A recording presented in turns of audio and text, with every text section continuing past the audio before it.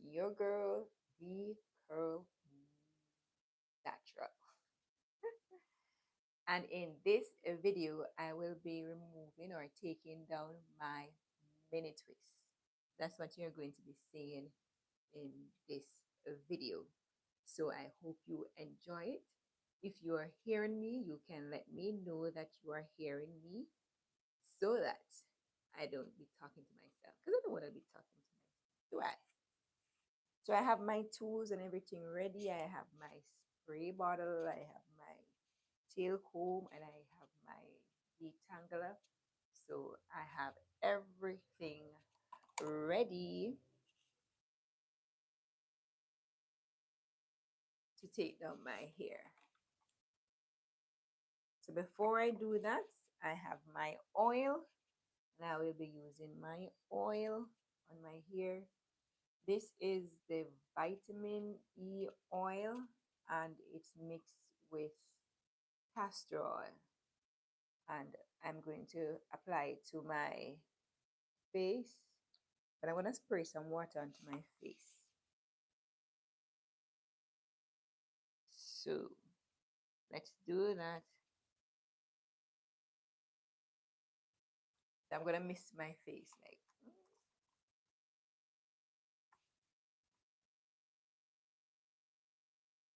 And then I'm going to apply my little oil mix.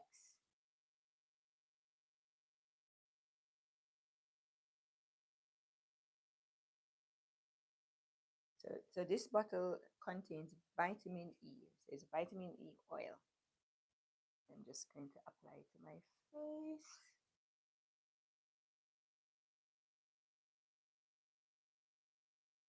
This is as natural as it gets. No makeup. It's pure good old oil. And then I'm going to take the rest and rub it on my hands because we're going to take this hair down. So I've been wearing this hairstyle for 2 weeks, and I've worn it in several different ways. And this was the last of my many styles that I've done with it. And the good thing about wearing mini twist is that it is very versatile. You can change up your styles as you go along. And if you look at the front, you might think that there are no twists there, but there are twists. So I actually cornrow or cane row or what you call French cornrow the mini twist at the front. And trust and believe that it really needs to be washed. You can see that it's still mini twist, but because it was French cornrow, it looks a lot different in terms of the shape than these. And I've had these for 2 weeks. If you know me, I'm not about combing my hair every day. No way am I combing my hair every single day. Absolutely not. I don't know about you, but there's no way I'm combing my hair every day. Hello, I am from Jamaica, an island in the Caribbean. Hi. So that's the front section, and this is the back. So I have my scrunchie, of course, and I'm going to catch everything up at the back.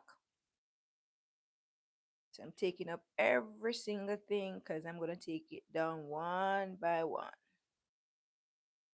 Like I said, mini twists are very versatile. So I could really go another week, but I'm not pushing it because I recently pulled out one and I realized that it isn't matting.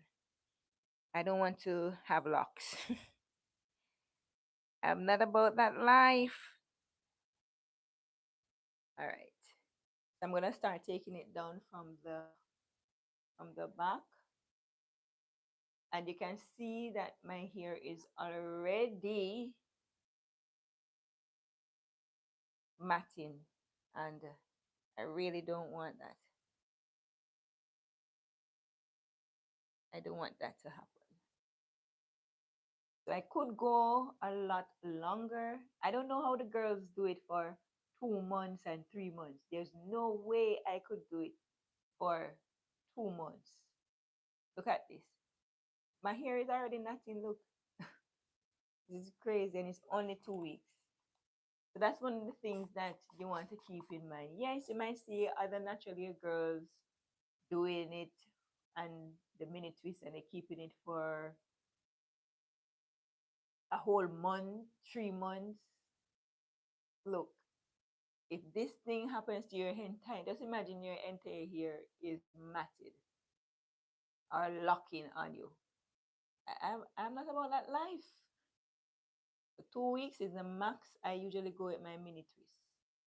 I don't know if in the future I can find some other way, but you can see once I put the water into my hair, the lock system that was there is gone. So I usually use water in my hair to keep it from breaking, because we are not about the breakage. Well, at least I am not about the breakage. I take my time. So the water does make it a lot easier. And then once I pull it apart, I take my fingers and then I just open it like so. And that usually gets the job done. So you can see that usually gets the job done. Let me know in the comment section if you have natural hair and if you have ever tried doing mini twists on your hair. Let me know. I have two number 9 number.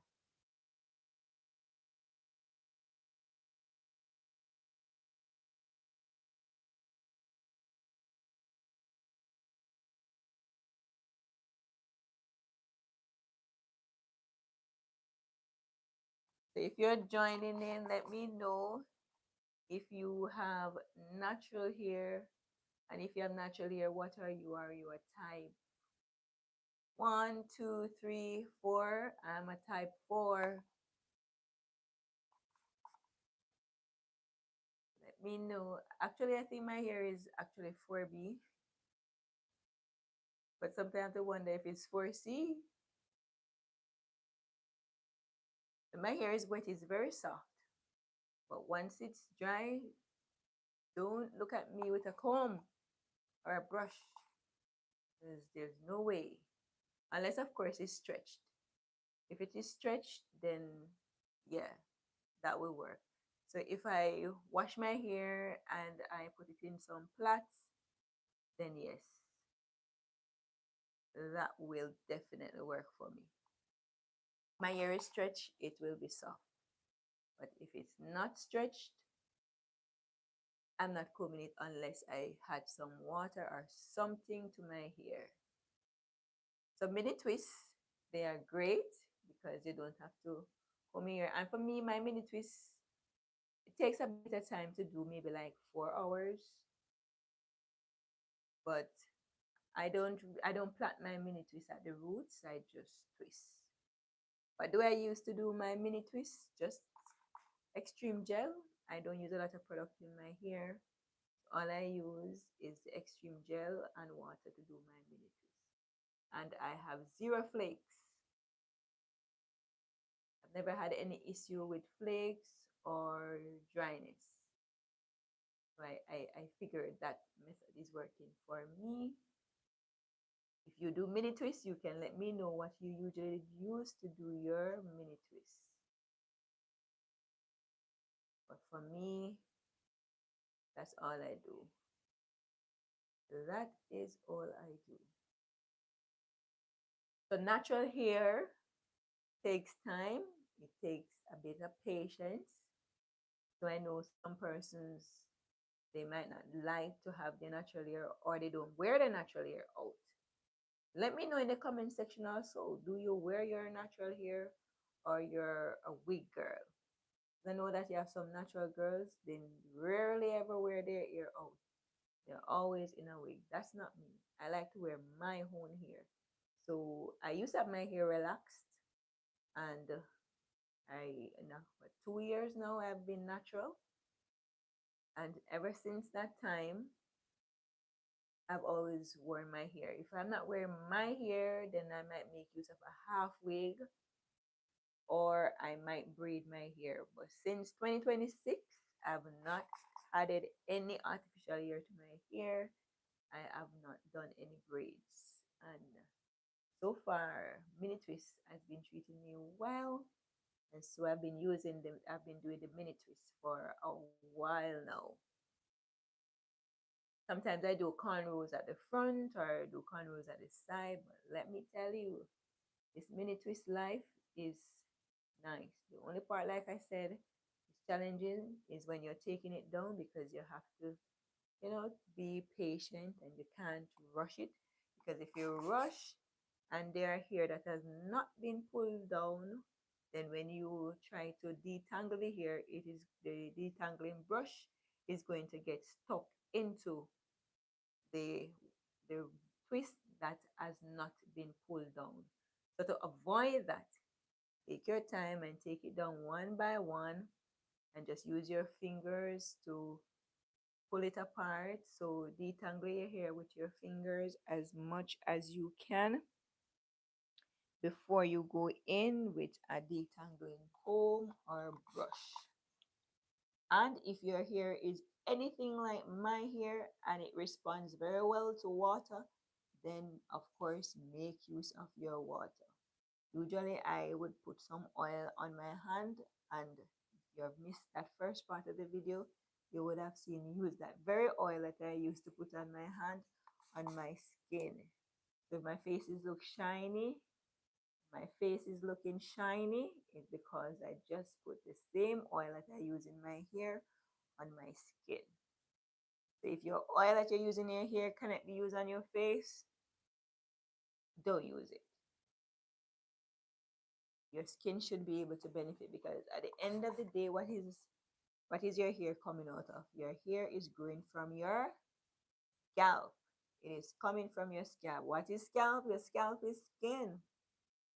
So the section of hair that you are seeing is called the hair shaft. That is what that section is called, the hair shaft. Beneath the skin now, where you are not seeing, your hair is coming out of what is called a follicle.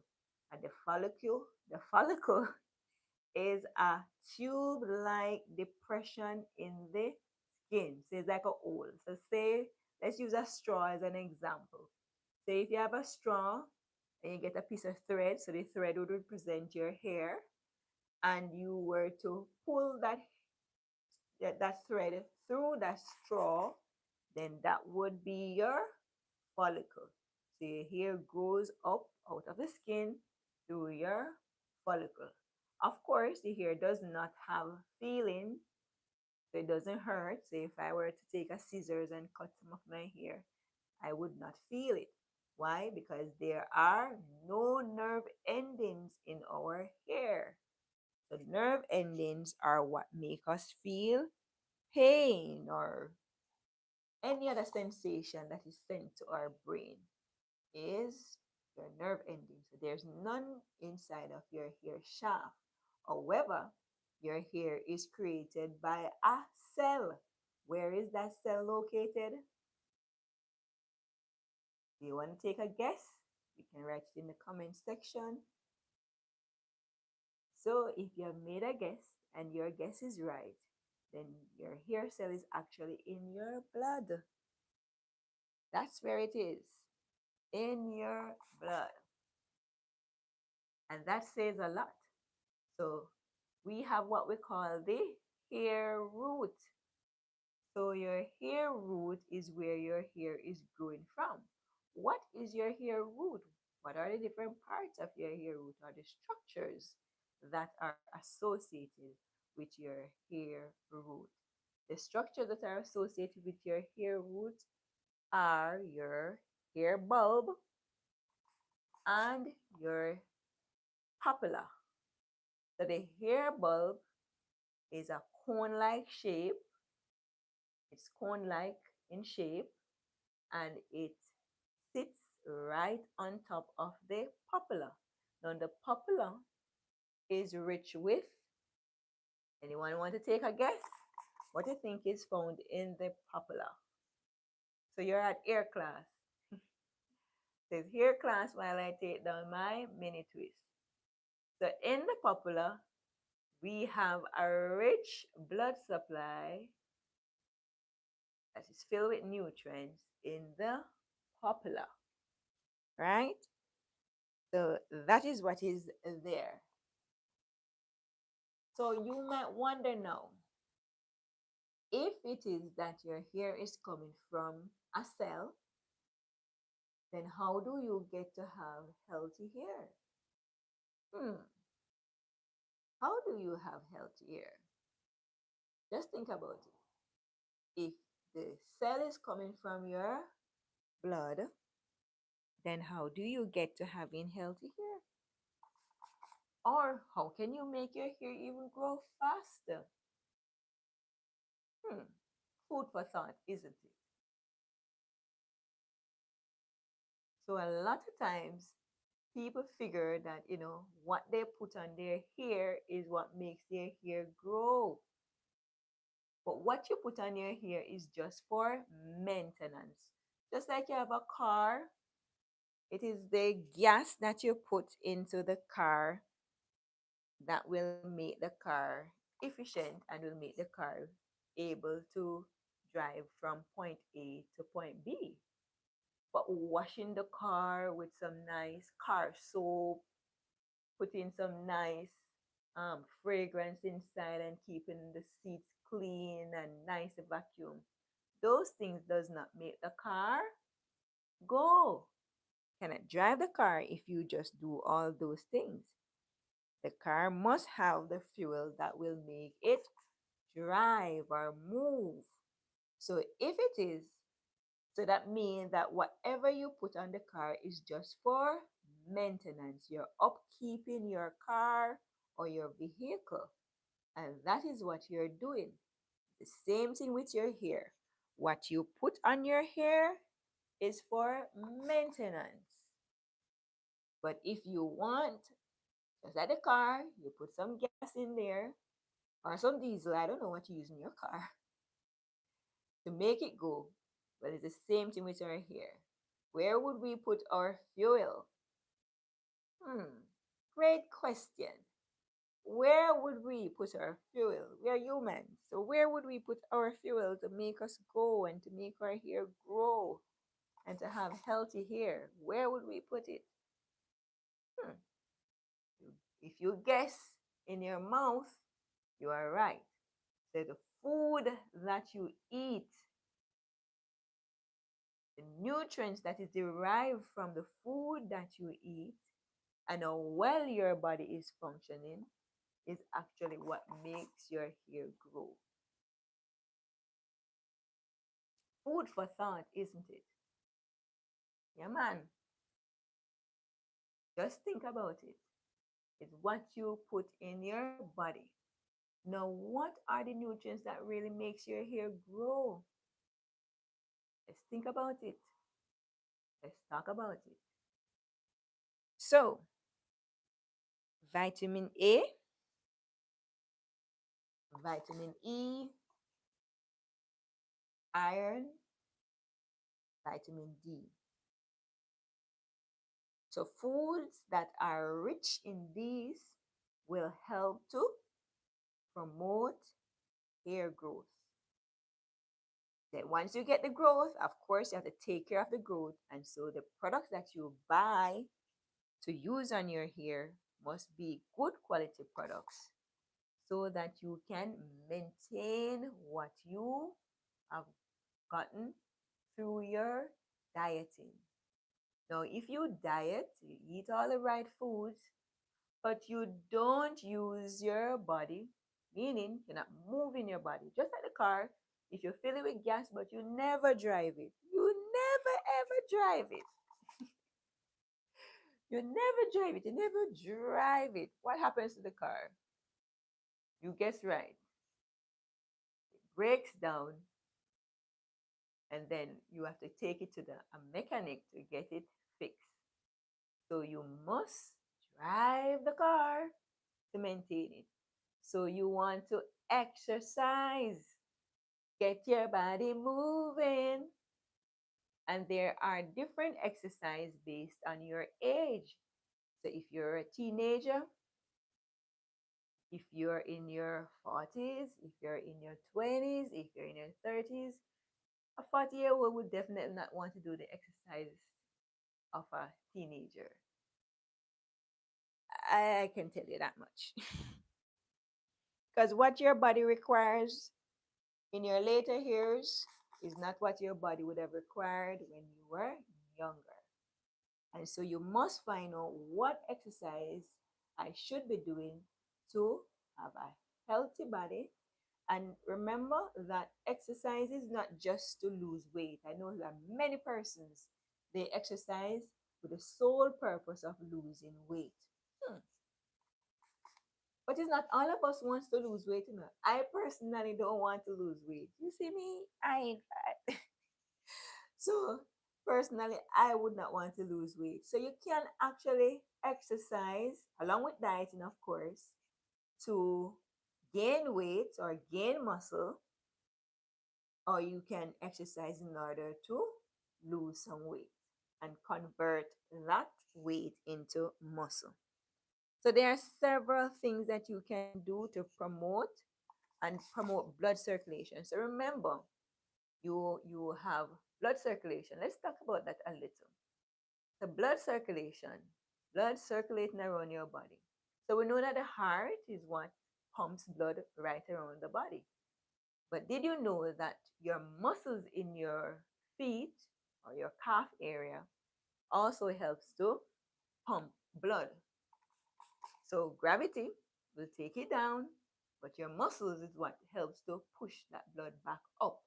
So your blood is circulating, and that's why the word circulation means round and around and around.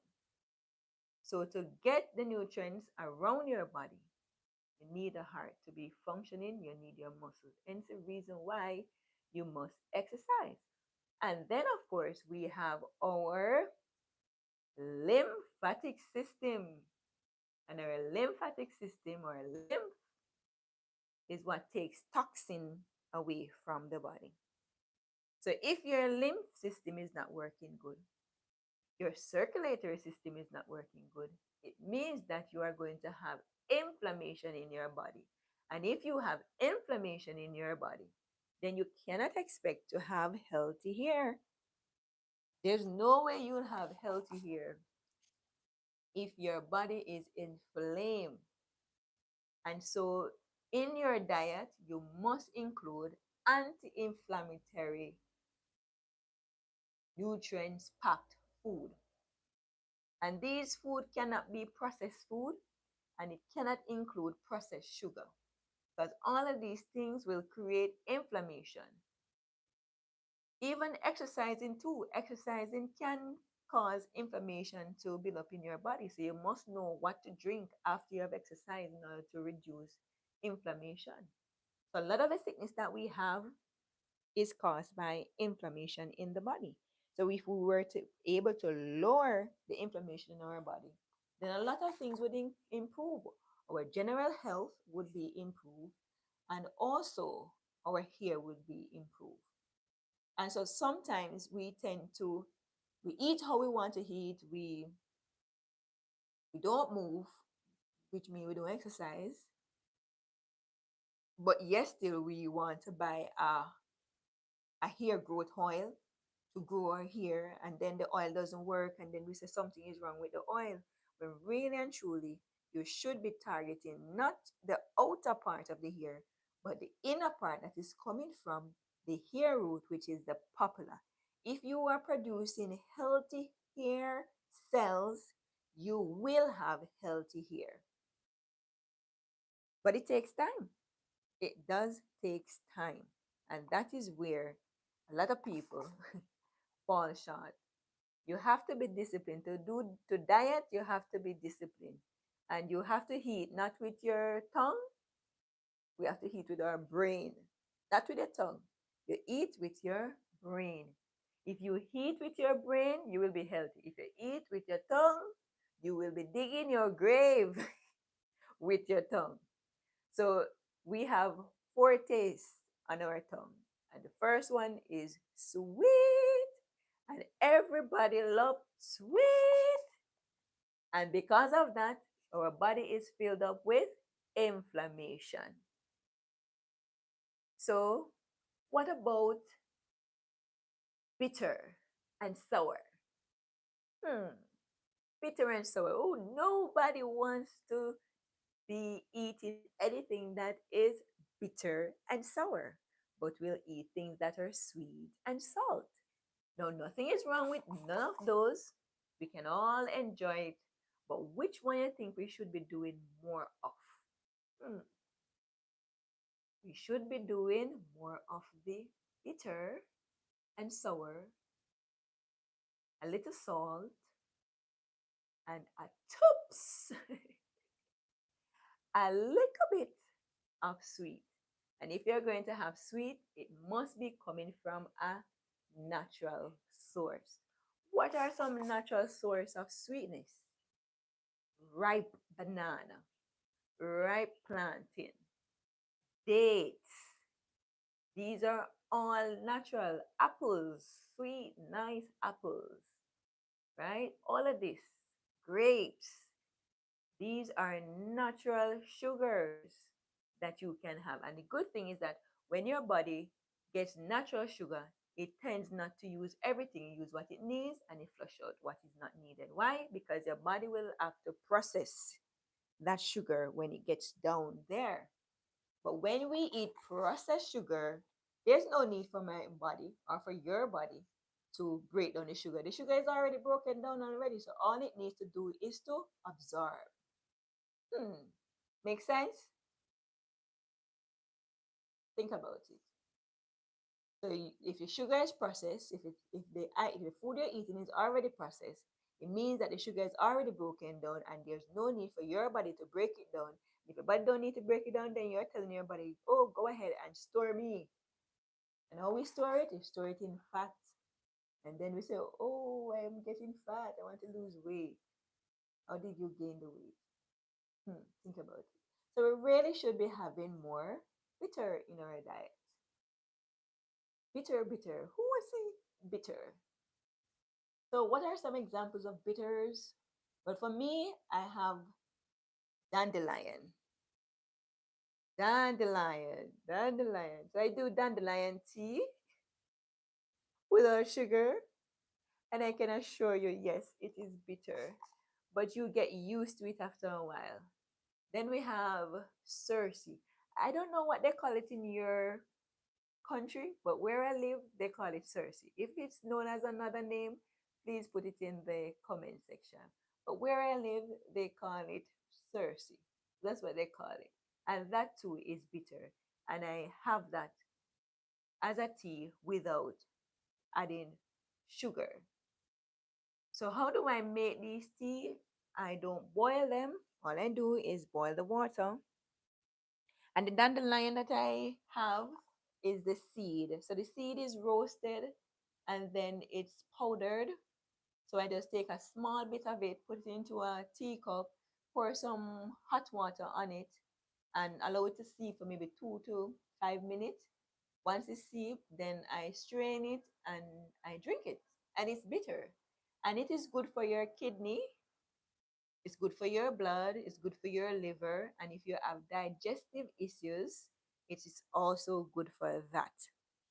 So dandelion is quite nice. Well, should I say nice? Well, it's nice in a sense that it's adding it's nice that it's adding nutrients to your body, but in terms of the taste, it's bitter. But the great thing about bitter is that once you drank it, you won't taste bitter until it's all gone down. You see, we are wonderfully made. What if bitter was at the it was the first taste? We would just spit it out. Like, oh my god, that doesn't taste good. But by the time you should taste bitter, it's already done. And bitter is good for you. And you also have bitter wood. or wormwood, those are bitter too. So a lot of things that are out there that are bitter, and chocolate, the real chocolate, not the one with the processed milk and sugar and all that, but real natural chocolate is bitter. So that too you can add to your diet. You can either buy the ready-made natural chocolate, or you can buy the chocolate powder and make it for yourself. So those are some ways you can add bitter to your diet. Now, as it relates to salt, a lot of people, they think that salt is bad and salt is going to make your blood pressure rise and all these things. But if you're using the right salt, not the table salt that you will buy at the store, but I personally use the Celtic salt. And I don't know if it's because I'm not doing a lot of sugar, but it actually has a little bit of sweetness to it. So I usually put the Celtic salt in my water. I warm the water, put a little Celtic salt in it, and I drink it. And if you're having digestive issue, like if you're having like constipation where you're not able to go to the bathroom, then you can use the Celtic salt. I just put a little bit in some warm water and you drink it. And in a few hours, you'll be able to go to the bathroom, no problem. And you might be wondering, why does it work? Well, according to the research that I did, there are 82 different minerals that are found in Celtic salt. Now, your digestive system needs mineral in order to function. When you buy a regular bottle of spring water, it does not come with all the minerals. And so to add the mineral back to your water, you add some Celtic salt. And in that way, you're also hydrating your body. Because when you drink just regular water, you're not really hydrating your body. And it's the reason why sometimes we go to the bathroom so often to urinate, because we are not adding back any rehydration to our body. And your digestive system needs water in order for it to function. And so the Celtic salt also helps the digestive system or the intestine to pull water to that area, which is your large intestine, so that it can use it to flush out your colon. So there are things that you can use to help yourself. And if you're doing all of that, I am telling you, you're not only going to have healthy hair, but you're going to have beautiful skin. You're going to have beautiful skin because it's going to show on the outside. So it takes a bit of work and a bit of getting used to. But trust and believe me, all it takes is some brain power, lots of it too, and being consistent and not giving up. And you need to have people around you who are trying to do the same thing. If you're hanging out with people who want to eat burger and patty and hot dog, it's going to be a challenge for you because you're going to see them eating all of these things and you're going to want to eat it too. So what you can do is also find like-minded people like you, even if they're not having that kind of diet, but you can encourage them to start. So you can say, let's start doing this together. And if they decide to, then you can have a whole group where you encourage each other to make better choices. When you're young, when you're in your 20s, you're like, oh, who cares? I can eat whatever I want. But as you get older, you don't want to be eating whatever you want. You want to be eating for your health. And so the most important system in our body, as far as I'm concerned, is our digestive system. Because if our digestive system is not in good condition, nothing is in good condition, even your brain. And recently, I read some information about depression, and it was showing that it is your digestive system that is not in a good condition why you're feeling down and depressed. So if you were to change your diet and clean up your digestive system, you could actually improve your mental capacity and actually be more positive and feel more positive. And I can say that that is true because I've had my times, and since I've been on the diet, I have not seen that anymore, so I can confirm that it does work. So if you're in a situation like that, you could try it, clean up your diet, and see how it helps you. And everything will fall in place, including your hair. Because my hair right now is just what, 2 years? I think next month will mark 2 years since I'm natural, and this is a lot of new growth. And my hair is very thick. It was never ever like this. Actually, at one point, I was losing my hair. My hair was just breaking and falling out, and I was having a lot of bald spots in my hair. And then once I clean up my diet, within 2 weeks, I saw some little baby hairs coming back. And this is my hair now. There was no hair right in here, right in the middle section, right here. There was no hair. All of it was falling out, and my hair was thin, and you could see my scalp. And I thought that, oh my, I thought something bad was happening. Well, something bad was happening, of course. And I just changed my diet, stick to it the best I could, and that has helped me a lot. So I can say that yes, buy the products, use them, but at the end of the day, take care of your body. Take care of your body the best way you can. You don't have to be rich, you don't have to have a lot of money. Eat what is local to you. So, what is local to you in your area where you live, as long as it's natural and it's growing organically, eat it. Eat as much of it as you can, because that's the first step of helping yourself. Where I live, we our fruits are seasonal, so we have different seasons of fruit. So sometimes it's mango season, sometimes it is apple season, different fruits, June plum season. So we don't tend to have the fruits all year round, but they do have their season. When it's their season, it comes in abundance. So when it's June plum time, I eat June plum, I juice June plum, I do everything with June plum, and of course, I freeze some when the season, so that when the season's out, I still have June plum or apple or mango to eat. So it's quite seasonal, but at least I know that it is growing organically. No spray, no nothing like that.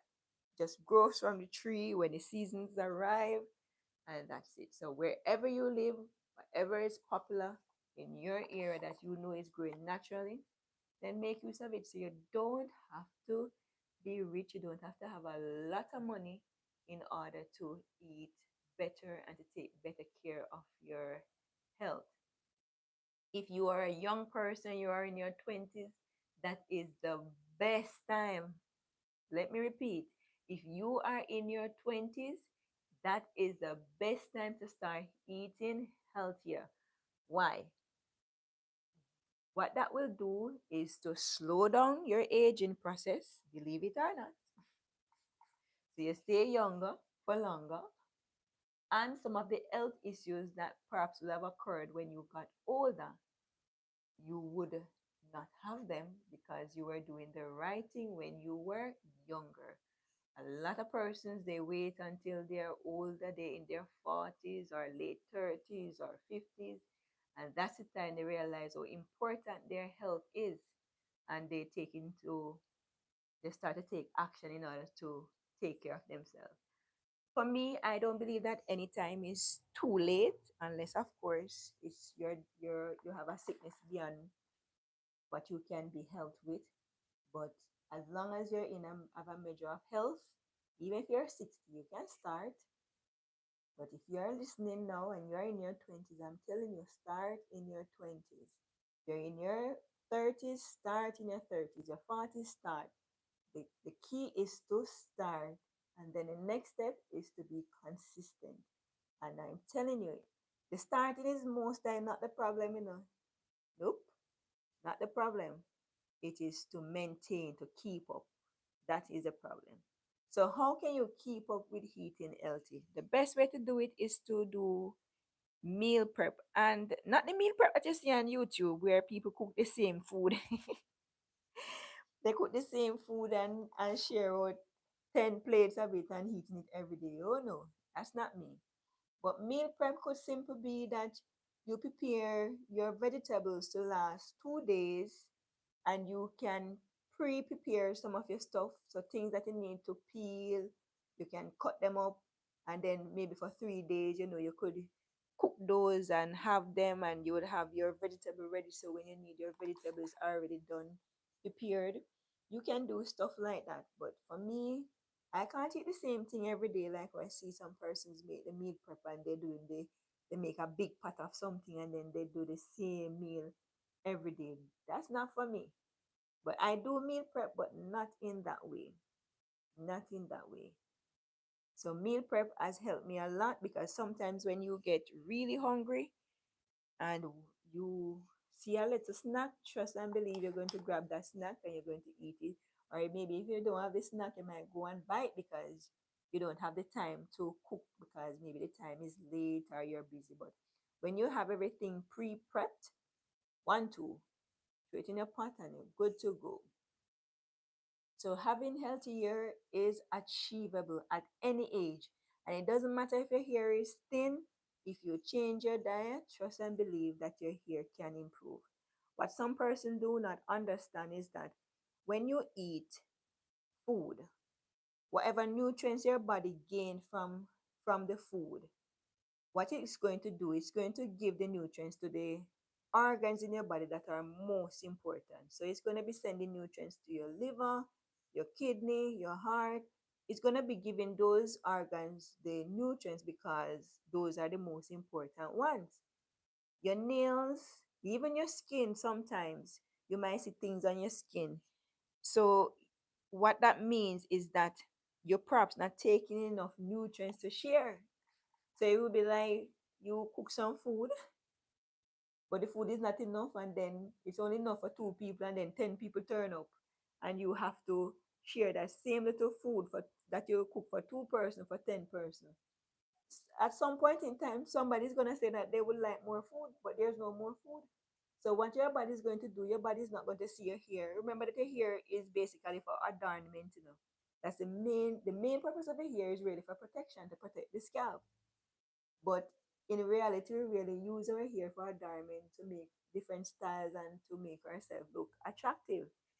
And so your body's gonna think that look here, the hair is not important. So whatever the hair need is not gonna give it, it's going to give it to the organ that needs it the most. And it's the reason why you want to eat nutrients dense food, ensure that your body is getting all the minerals that it's supposed to get so that it can give some to the hair and the nails and the skin, so that in that way now you can have healthy hair and healthy skin and healthy nails, healthy everything. And it doesn't, and when I say eat more, it doesn't mean to eat a lot. It just means that whatever you're eating should be nutrients dense, should be filled with nutrients that it can share.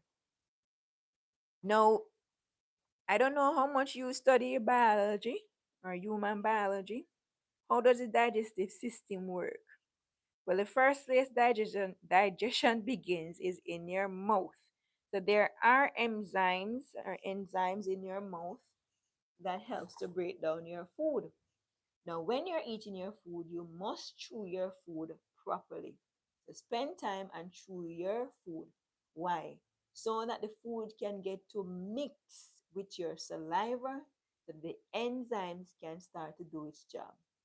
Then, when the food reaches your stomach, another breakdown takes place. For example, you eat carbohydrate. When after your body finish breaking down carbohydrate, it's going to break it down into sugar.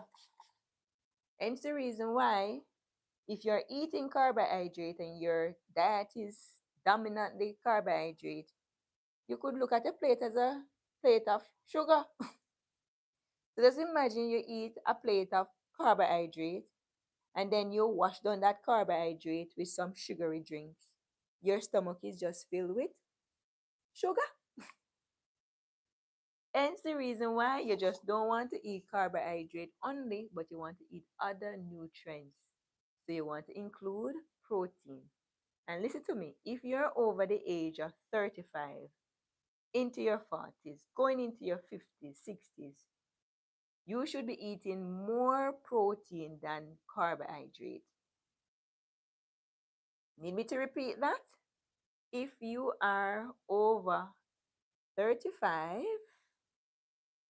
going into your 40s and 50s and 60s, you should be consuming or eating more protein. So on your plate, protein should be more dominant than your carbohydrate. Why? Your body needs protein in order to repair tissues and to promote healthy cells. If you are doing that, you are going to see a significant change in not just your body, but even your mental clarity will improve, right?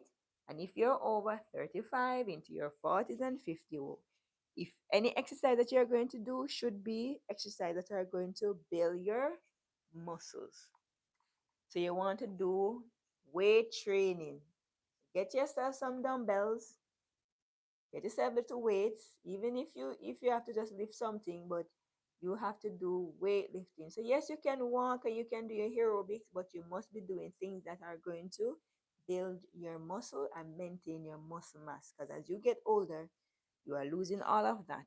And in order to either slow it down so that when you reach 90 or 70, you can tie your shoes lace, you have to start now. So think about your diet.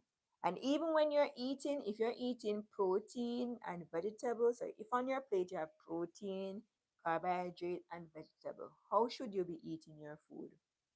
Hmm, great question. Should I just eat everything, a piece of the meat and a piece of the Irish potato or sweet potato? Well, believe it or not, you should eat your carbohydrate first. Take your time, eat your carbohydrate, and you can eat your carbohydrate with vegetable. That's okay. And once it goes down, then you eat your proteins after. Might not make sense to you, but when it gets down in your stomach, it will make a lot of sense down there. A lot of sense. So your body will break down the food properly, because a lot of times we are eating and our body is not even benefiting from what we are eating, because we are just dumping things down there, not thinking about how we eat it. So the main thing to grow healthy hair is not what you put on your hair, is what you put in your body. And for everyone, it will be different. It will not be the same. So find out what works for you and what doesn't work for you. And a good way to do that is to make a food map. So try out new things, see what works for you, because something can work for someone and doesn't work for you. And then you see what works for you, and then what doesn't work for you now, you take that out. And then from your food map is where you're going to use them to know exactly what you can eat and how it makes you feel. And you just stick to those. Every now and then you can add different stuff to your food map, see what works with you, see if you can keep it on your diet sheet. And if you can't, then you take it off. And you just keep doing that. Just keep doing that. And there you have it. I was going to say a beautiful nut, but there's nothing beautiful about having a nut. So let's try some more water on it and see if it will unravel itself. And there goes piece already. I suppose it might, wow, another piece. I suppose it might be working. So when they say knowledge is power, trust and believe that knowledge is indeed power. Because once you know what works in your body, nobody will be able to mislead you. So a lot of times you come on YouTube and you see a lot of videos telling you, oh, buy this oil and it's going to make your hair grow. Buy this oil. What if your hair loss is caused by something that is happening to your body? And you buy that hair growth oil and you, of course, your hair start to grow. You know what that means? Because your hair start to grow now, you are going to say, I am okay, not knowing that whatever it is that caused your hair to start to thin, it is still there. Best believe that whatever is causing your hair to thin is happening on the inside, not on the outside. It's happening on the inside. So I want to take care of our bodies. And you see our colon, that's another day for another topic. You want to take care of your colon. Your colon is one of those areas that contributes to a myriads of other problems or sickness. So take care of your colon. Do your detox when you need to do your detox. Cleanse your colon. Do what you need to do to get your colon moving. Now you have some person that says they don't go to the bathroom every day. Well, I'm telling you, as often as you eat, you should be going to the bathroom. If you're going to the bathroom, and I'm talking about number two, most of us go to the bathroom regularly for number one. But number two, some persons, I've had persons tell me that they have gone weeks without going to the bathroom. Now, if you eat every day, you should be going every day. If you eat a full 3 meals, then you're for the day, then you should be going 3 times for the day. So you see that bowel movement, it is very, and when I said very, very, very important. So some persons are having hair loss, and it's simply because their colon is blocked up. Simple. The colon is blocked up. So if you are not going to the bathroom regularly, listen to me. Put on a pot of soup with some vegetable. You can put some Irish in there, and do not eat any solid food until your system is flush. So you're only going to drink fluid. And like I said earlier, you're going to drink water, put a little Celtic salt in the water. You can have coconut water. So you're liquid, and drink as much liquid, soups, soft food, everything that is soft. And if you're able to manage chia seed, you can make chia seed pudding and get your colon moving. Get it out. You don't want it in there because that is going to mess up your colon. So if you're at this moment you're watching this video, don't eat no more rice. If you have not gone to the bathroom for a couple days, don't eat any rice, no flour, nothing like that. Get yourself a pot of soup with some vegetable and start drinking up your soup. Introduce water to your colon because that's what it needs in order for it to move it, move it, move it. And when it move now and you feel okay, then you can go back and eat your rice and eat your flour and eat your this and eat your that. So that's one of the major causes. That is why I'm saying when you're having hair loss, your first action should never be that you are going to get yourself a hair growth oil. Ask yourself, when last have I gone to the bathroom? Because it could be as simple as that. Your colon is backed up, and all you need to do is clean that colon, right? So you have to learn your body, learn how your body function, and I'm telling you that it is not normal for any human who is eating full meals every day not to be going to the bathroom and doing number two. Number two is very important. And number one, which is the liquid, the urine.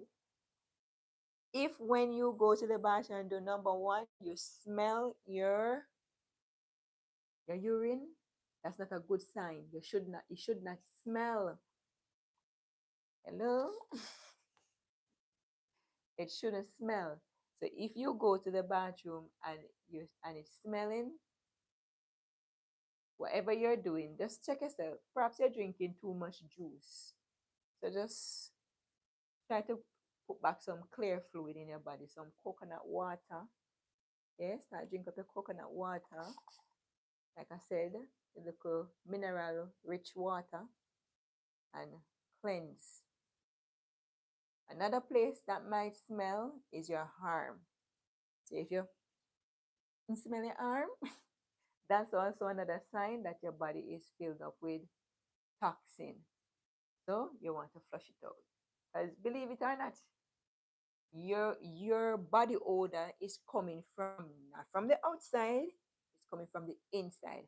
So if your digestive system is not functioning properly, you are going to smell. So the best way to smell great is to clean up your digestive system. Clean it up. Clean up your digestive system.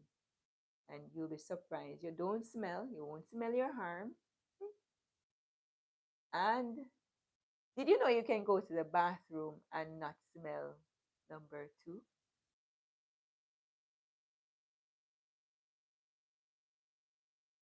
So your number one should not be smelling. That's your liquid, your urine.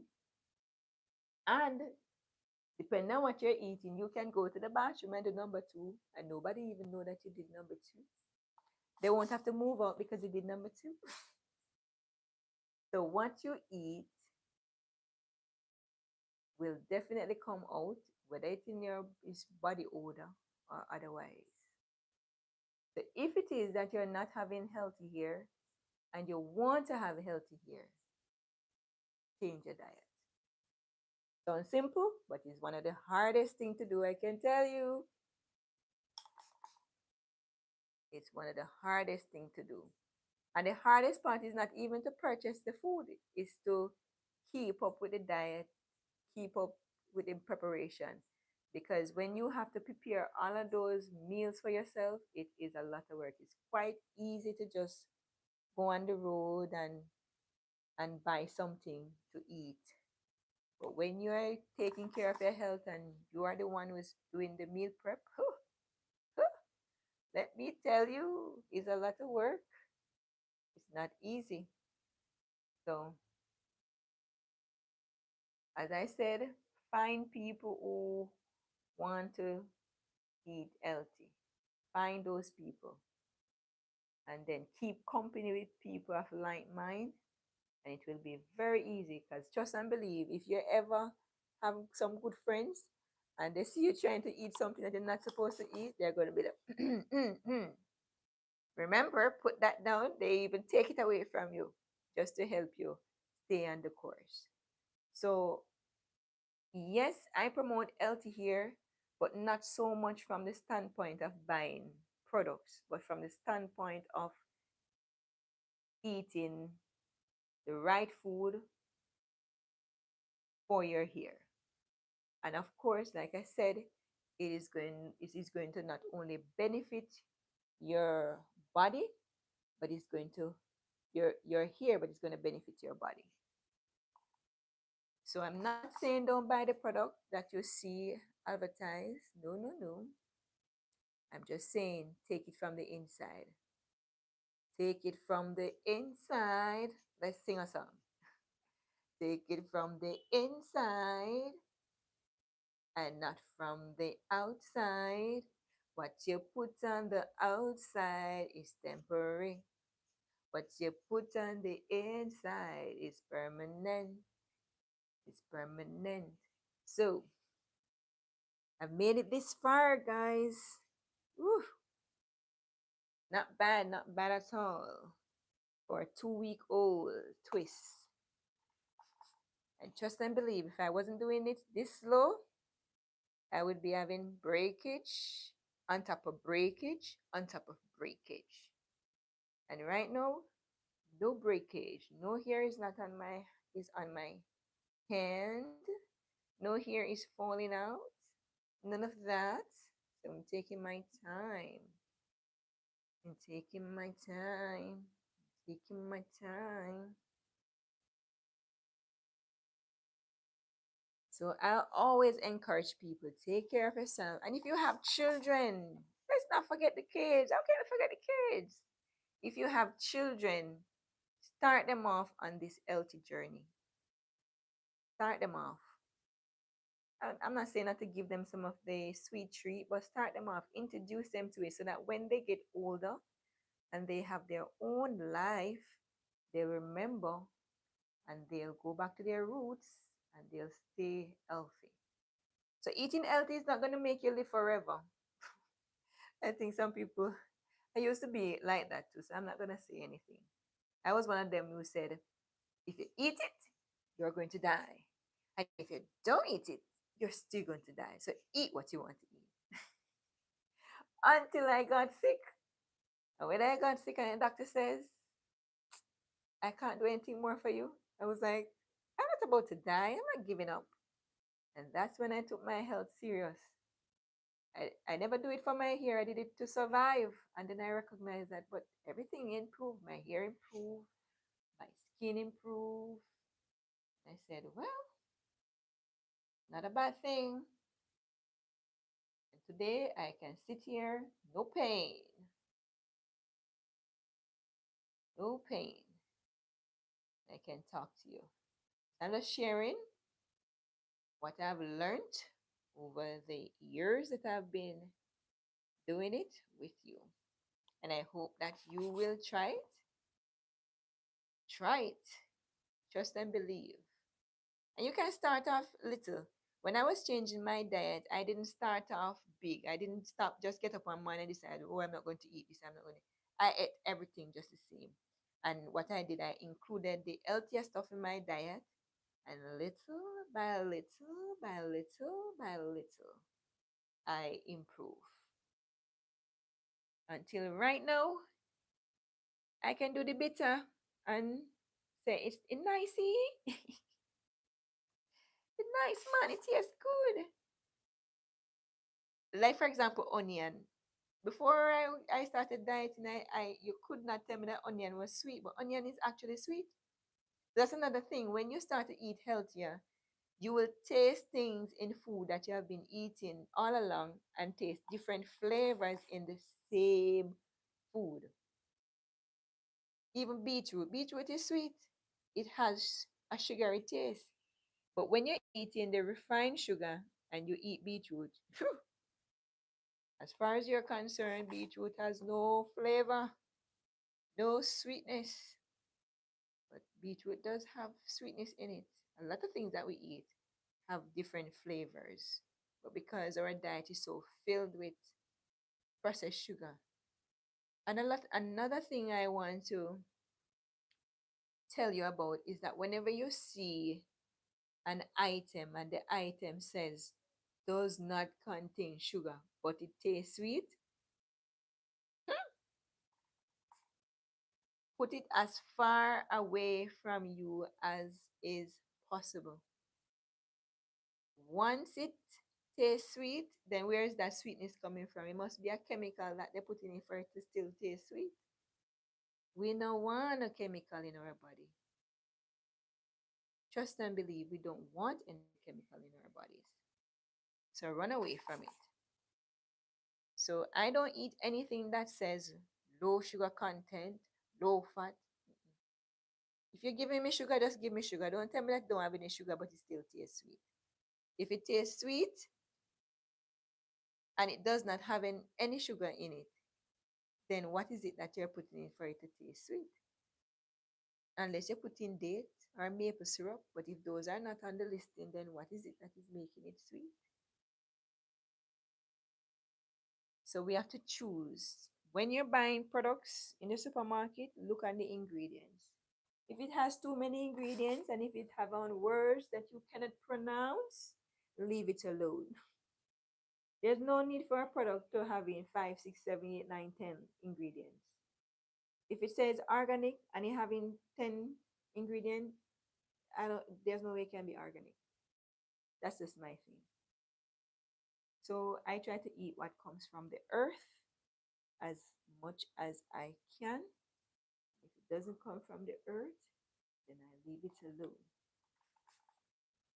When you get sick, that's when you realize how important your health is. There's nothing more important in this world. I can tell you, there is absolutely nothing more important in this world than your health. And you will only find out that when you get sick. And doctors tell you that, look, we give up on you, we cannot help you. And then that's when you realize the power of food.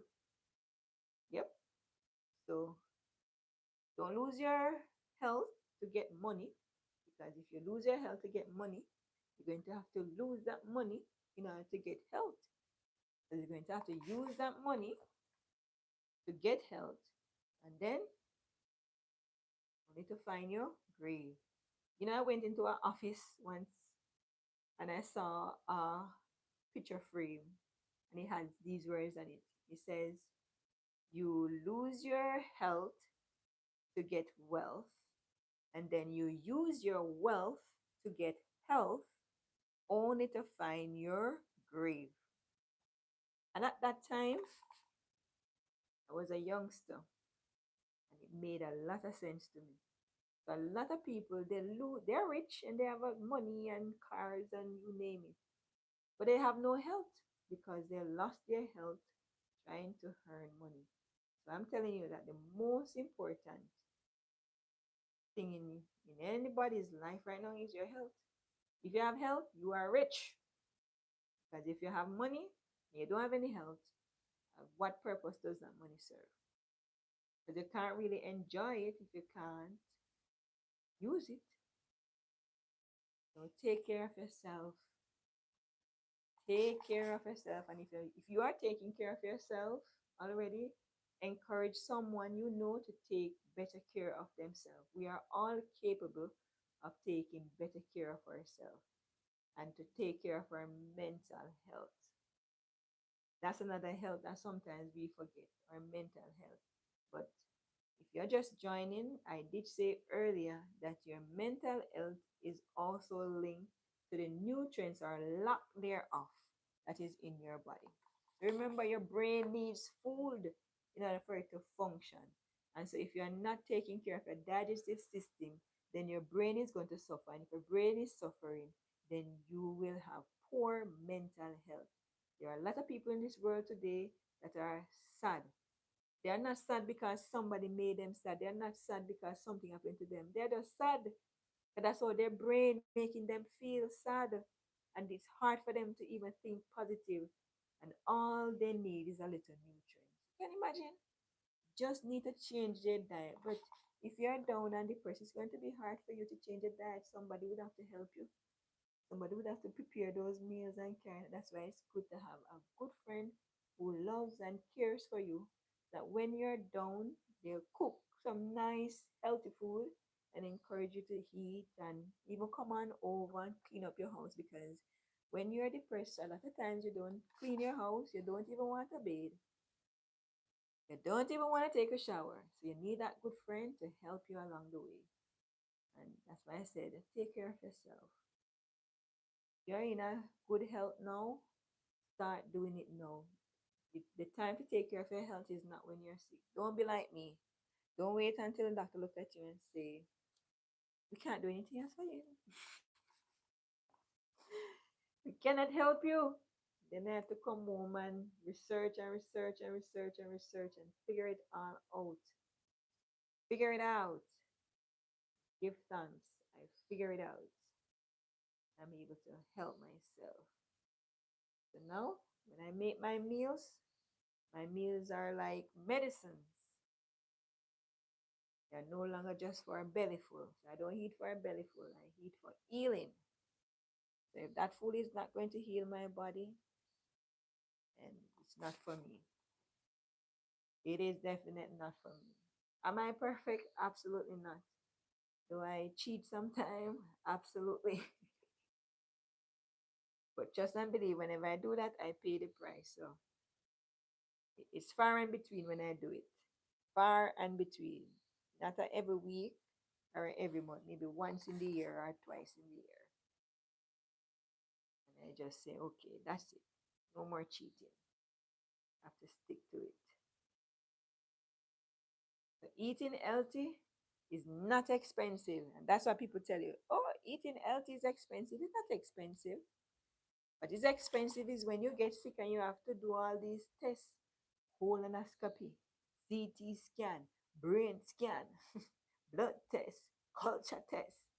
All of these things cost money, but it's far cheaper if we just choose to eat healthy.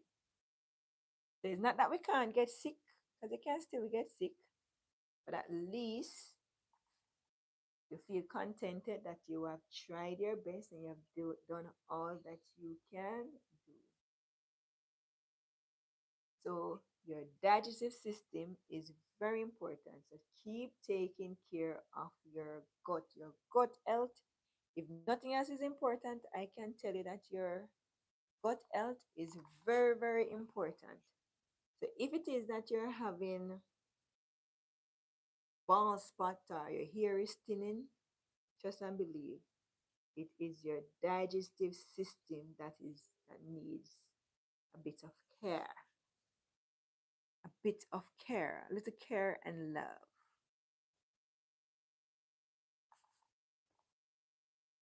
Trust and believe, while it is that minute we save you time, when it's time to take down, it takes time. I'm pretty sure I'm here for over an hour. I'm pretty sure. You know what? I'm happy that I'm able to show this in real time to show you that having healthy hair, it takes a bit of effort. It's not no 1, 2, 3. If I put this into a YouTube shorts, they would have long watched it and say, "Oh, that's easy." But on this live stream, you'll see that, yep, it takes time. It's no walk in the park.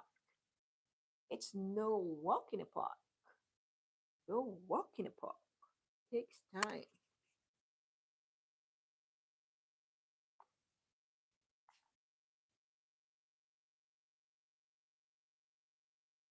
Everyone who tuned in thus far, just want to say thank you for tuning in to my live stream. You know, everybody have busy life or they probably have other interests of life. Thank you for stopping by and saying hello and watching me pull out my hair. And after I've done this pulling out my hair, then it's wash time. And that's a whole nother ball game. Whole nother ball game.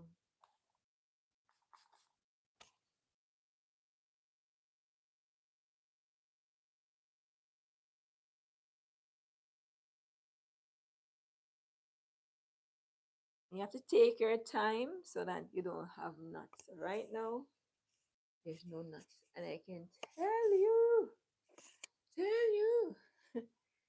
like my hands are tired.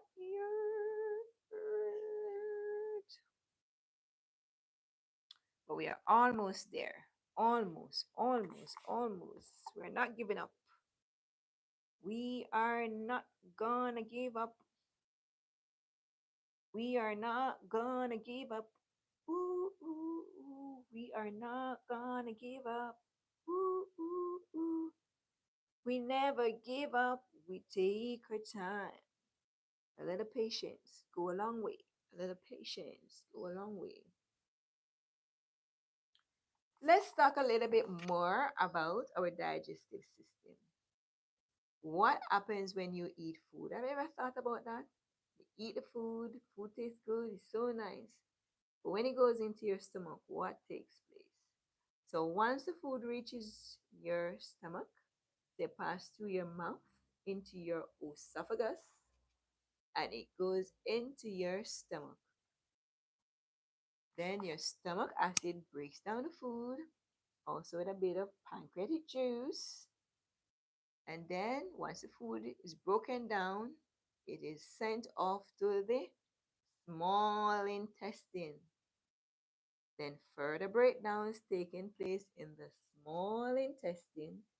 After it's broken down in the small intestine, your body begins to absorb the nutrients. And that absorption takes place through the villi.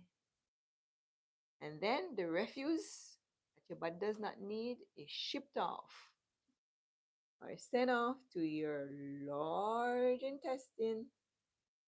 And then you get the urge that you need to go to the bathroom. And then your large intestine starts to contract and squeeze and push.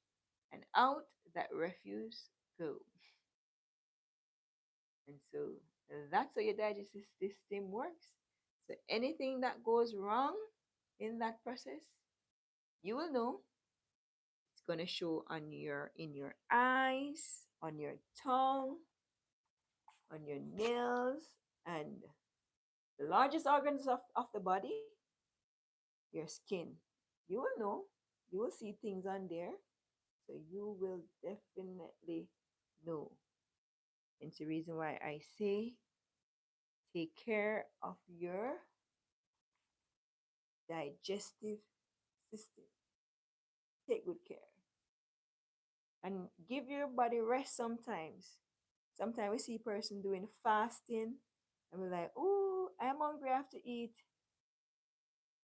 Sometimes it's good to take some rest. Allow your digestive system to rest. How can you make your digestive system rest? So in the morning when you wake up, instead of the first thing you do is to grab yourself some cereal or grab yourself a big breakfast. If your stomach is able to manage, then you can just add some warm water by itself, just some warm water, or you can add some lemon or lime juice to it. If you don't have those, you can even put orange in it. You can have some mint tea, but no sugar. Remember, no sugar. And you can drink it. And that will actually break your fast. And so you can go anywhere from 1 hour to 2 hours without eating anything. And in those times, your body gets to rest, but at the same time, you would have broken your fast. Now, if you're new to this and you're just starting out, you can start off with 30 minutes. So you wait 30 minutes before you eat your actual breakfast. But if you're like me, who have been doing it for such a long time and you've trained your body, you can go up to 2 hours, 3 hours without eating, and you give your digestive system the opportunity to rest. Because some of us don't give our digestive system any chance to rest. We just eat. Every time we feel to eat, we are just eating. So eat our dinner, then oh, I feel like I could eat a piece of chocolate. I need something sweet, and you eat again. And if you check it out, you're constantly eating, and your digestive system never gets the opportunity to rest. So please remember to rest your digestive system. And a good way to do that is to have your last meal at 6 o'clock in the evening and then break your fast in the morning. Because some of those times you would be sleeping anyway. Break your fast in the morning with just a cup of warm water or a cup of tea without sugar, and that will break your fast. And then give yourself another hour. Then you can have your breakfast. And in that way, you are resting your digestive system. And you'll be surprised that when you rest your digestive system, your body actually let go of some of the waste that is stocked up in your large intestine. Because just think about it, if you have stuff stuck in your large intestine, is not if you're going to be sick, is when. When are you going to be sick? So it's very, very important that you take care of your digestive system. Take care of it. And when you're eating, please remember to eat food to cleanse your kidney and your liver. Please don't forget those two organs. And also remember your urine. Remember that little sac that holds your urine? Don't forget it. Remember to drink water so you can clean your system, clean your kidney.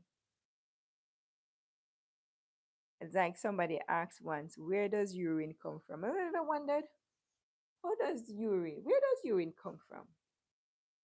Would you like to type it in the chat or in the comment section? Where does urine comes from?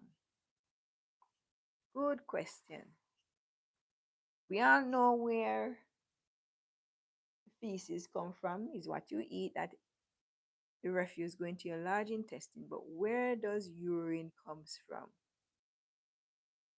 Hmm. Hmm. Where does urine come from? How does the urine get where it is? Hmm. Good question. Anybody can guess? Hi, Julie. Hello. Hi, Cindy and Sandra. Hello, Sandra. Can anybody guess where urine comes from? How does urine come about? Well, believe it or not, your urine comes from your blood. Your urine comes from your blood. Now you might wonder, how does my urine comes from my blood? Okay. Remember we talk about your small intestine? That's where absorption takes place, right? So when it is absorbed with the nutrients, whatever it is absorbed, it goes into your bloodstream. Then your heart pump this blood with the nutrients around your body. Then here comes your kidney. Your kidney is the filter for your body. And so when it filters out, all that liquid is what comes together to form your urine. And then you do your number one, and that's how you get it out.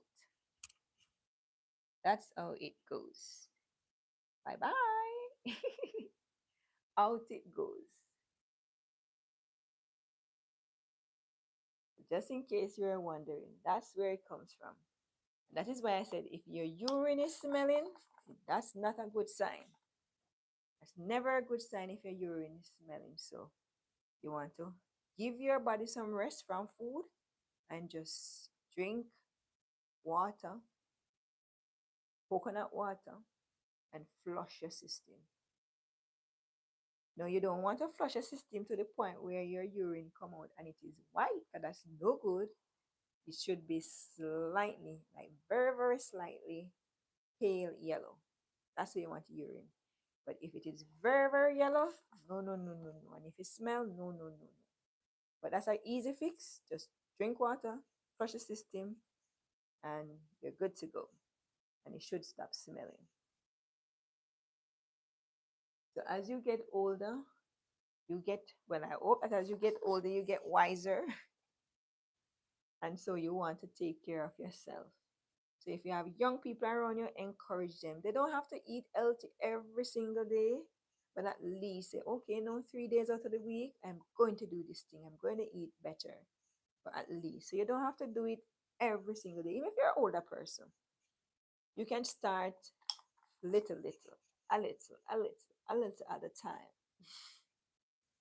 So you do it just a little, and then as times go by, you will find yourself increasing it because you're going to feel better. And so you can take your time and increase and increase and increase. Especially for men, if you have a man in your life or you have boy children and I'm a big man, encourage them to take a little copper. And copper must be taken with zinc because sometimes a lot of men have back problem and it's just that their body need a little copper. That's all. And of course, exercise. Don't forget that. And there are specific exercise that you can do for your back. You'll be surprised. So don't wait until you're sick to start. The best time to start is now, like right now. So look in your fridge and see. Read the ingredients on all the things that you have in your fridge. And if they have on any word on there that you can't pronounce, I guess it's not supposed to be in your fridge. Or if it has on too many ingredients, then I guess it's not supposed to be in your home. But like I said, that's a personal decision that you would have to make for yourself. Each person has to decide for themselves. But the worst thing you want to have a change of mind is when you're sick. When you're sick is not the best time. So if you have a good measure of health, then now is the time. This is some hair that I shed just fell out. So now is the best time to start making the right decision. Don't wait until you're old like me. And then you're like, oh my God, I need to start eating healthy. Start eating healthy in your most youthful days. So that as you get older, you're 90 years old, trust and believe you'll be able to tie your shoes lace, cook your own food, and take care of yourself. But you must start now. So if you're doing mini twists, just remember that just as how it takes time to install these little mini twists in your hair, it's just the same way it takes time to take it down safe. Don't rush it. If you rush it, you're going to have hair breakage. Just take your time. Take your time. And do what you need to do to make your hair as soft or as manageable as you can. For me, water does the trick, and so I use water. I know that some person use flaxseed gel, and some person might use conditioner, but whatever you think is safe for your hair, then you can do that. For me, water works. So I just mixed it with the water, and that's all I need to do. And I'm good to go. So that's what I do. And I love these mini twists because throughout the week I can change my style. I don't have to just have them hanging down. I can do several different styles with them.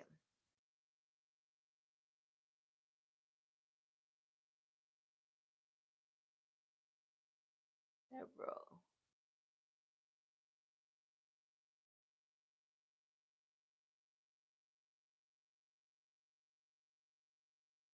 Right.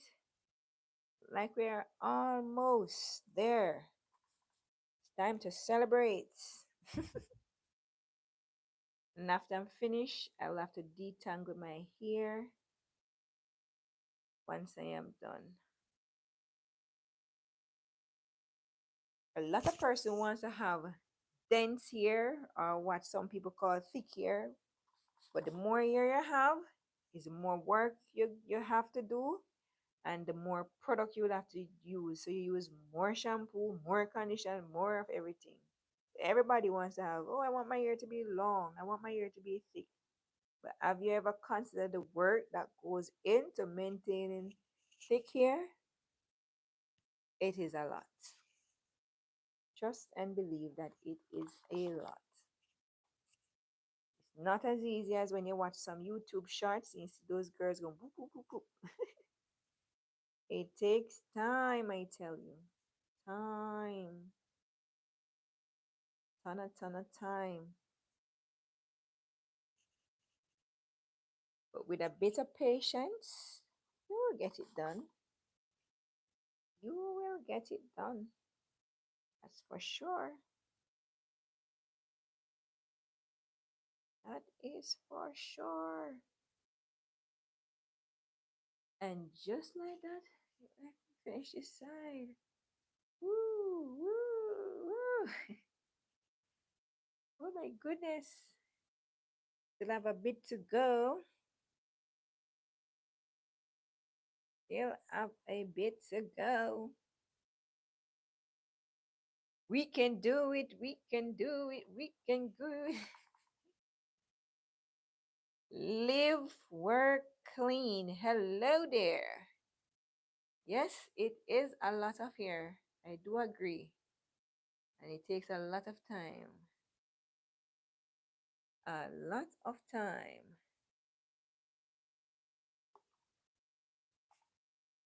And that's something we can, all of us who want thick hair can have thick hair, even if your grandparents didn't have long hair or your mother or your father never have thick hair. You can have thick hair. Some person say, oh, it's a DNA. Yes, your DNA plays a major role, but doesn't play the whole role. Because think about it.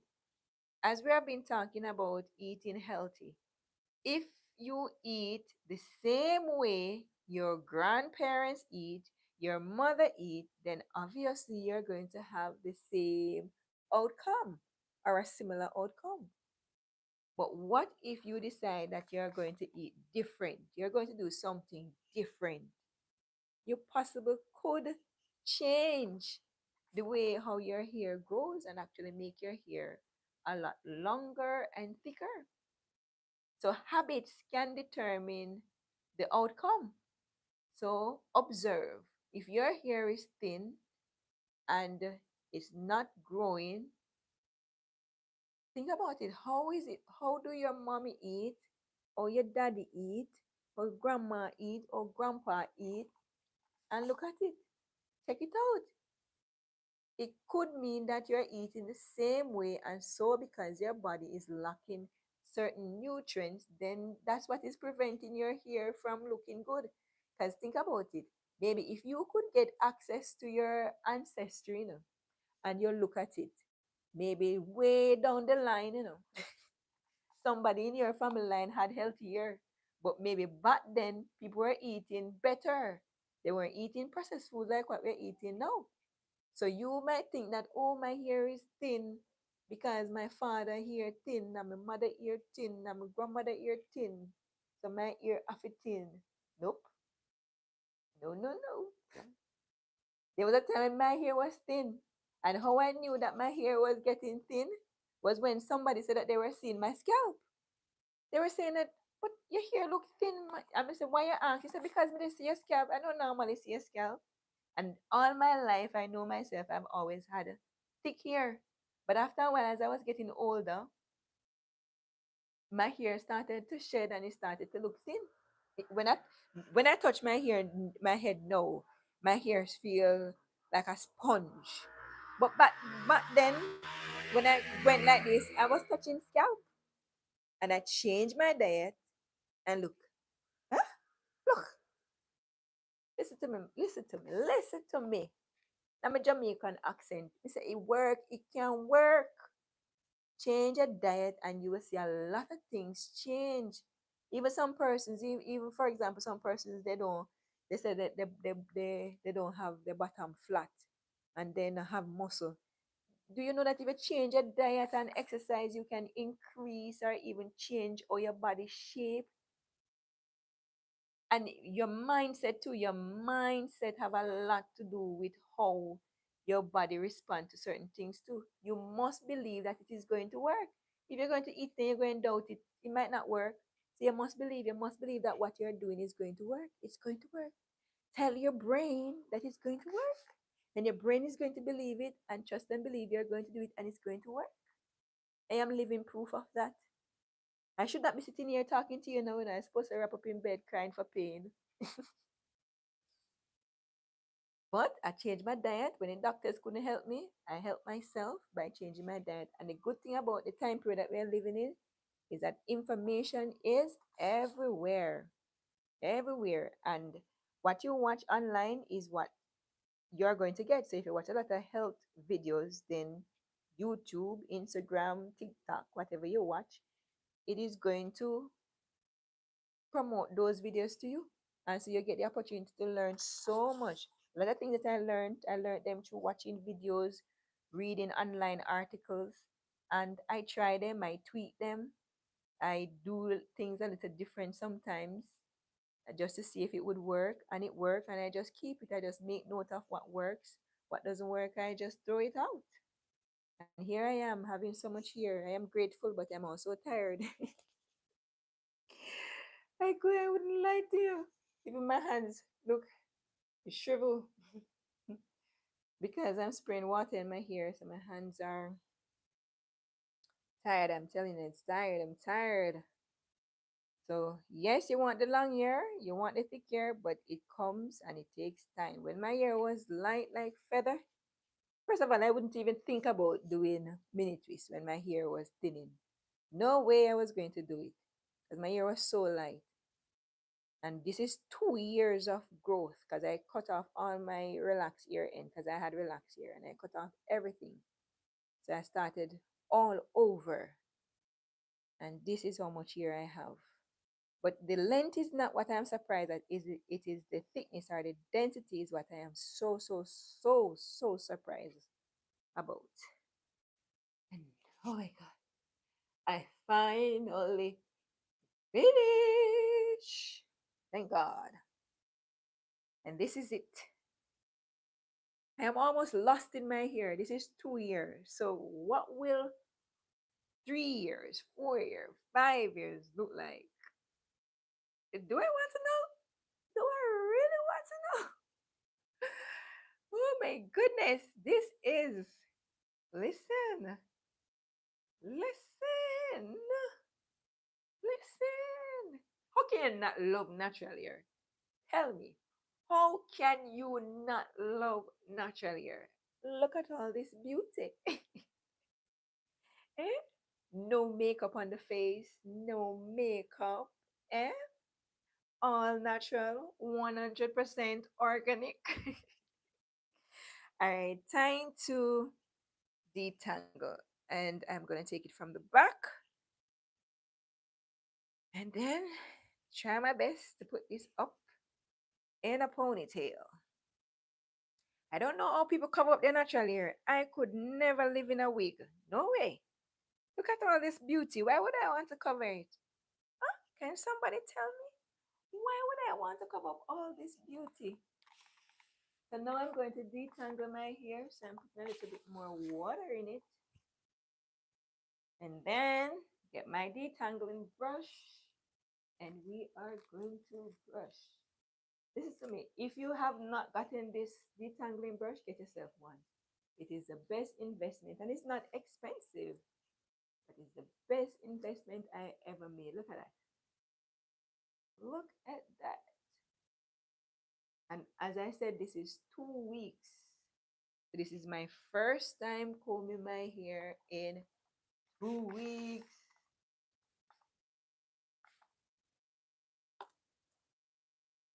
2 weeks.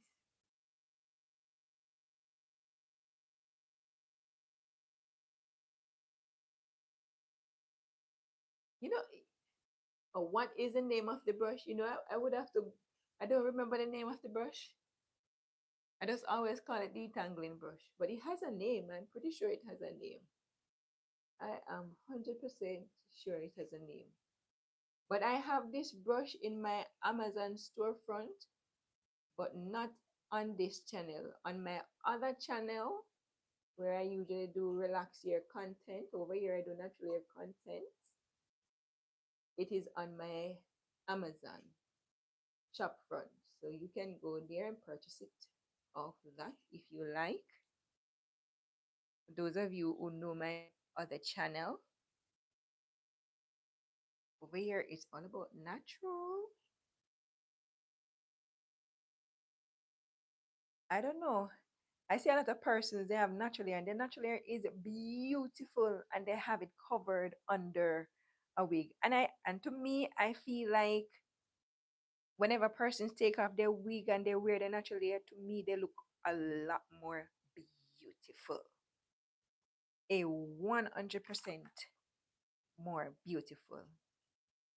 But I understand some person have to rush and they don't, and trust and believe. I know whenever I do styles in my hair, I try to make sure that my style can serve me or last me at least one, 2 weeks. Always. Because if I have to comb this hair every week, oh my goodness, I don't know how I would manage. So I do my styles the last 1 to 2 weeks. So sometimes 1 week, but most of the time it's 2 weeks. I know that it's gotten a bit longer, which you can see. Look at that length. 2 years of growth. This is beautiful. I try to do more style that will last me 2 weeks. And so it's quite easy for me. But I know it can be a challenge for others if they are doing their hair every day. But I open and looking forward to the day when more girls with their natural hair will wear their natural hair. I remember when the natural hair movement started some years ago, everyone was so proud to wear their natural hair. And then all of a sudden, here comes lace from wig, and how we went with our natural hair under the wig. I do have wigs. I have 2 wigs. I have two half wigs. So if I want to give myself a little break, I have those half wig. I don't think I have ever worn a lace front wig. I've never. But I do the half wig because it looks more natural and it is a curly wigs, not the straight hair wig, but the curly wigs. Those are the ones that I wear, but very rarely because no, 2026, I have not put on any, I've not done any braids and I've certainly not put on any wigs since the year has started. I was just saying to myself the other day that could I go an entire year and not wear a wig, my half wigs, or braid my hair? That could be a challenge. I would need all the support in the world to do that, to go a whole year and not wear wigs. I would have to, I would need some company to do that. I would have to get some real company. Oh, Hazel asks, what kind of protective style you're going to do? You know, I was thinking that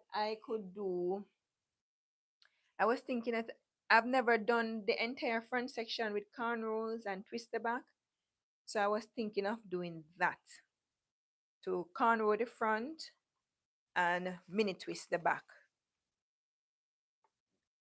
and see if that could last me 2 weeks. I mean, I'm pushing it because a lot of times when I do it, the front section seems to always get a little frizzy with the cornrows. But I did, well, last time I did cornrow to the front, but I'd let my hair loose. I defined the curls and let it loose. But that only lasted me 1 week. So that's what I've been thinking about doing. That's on my mind to do.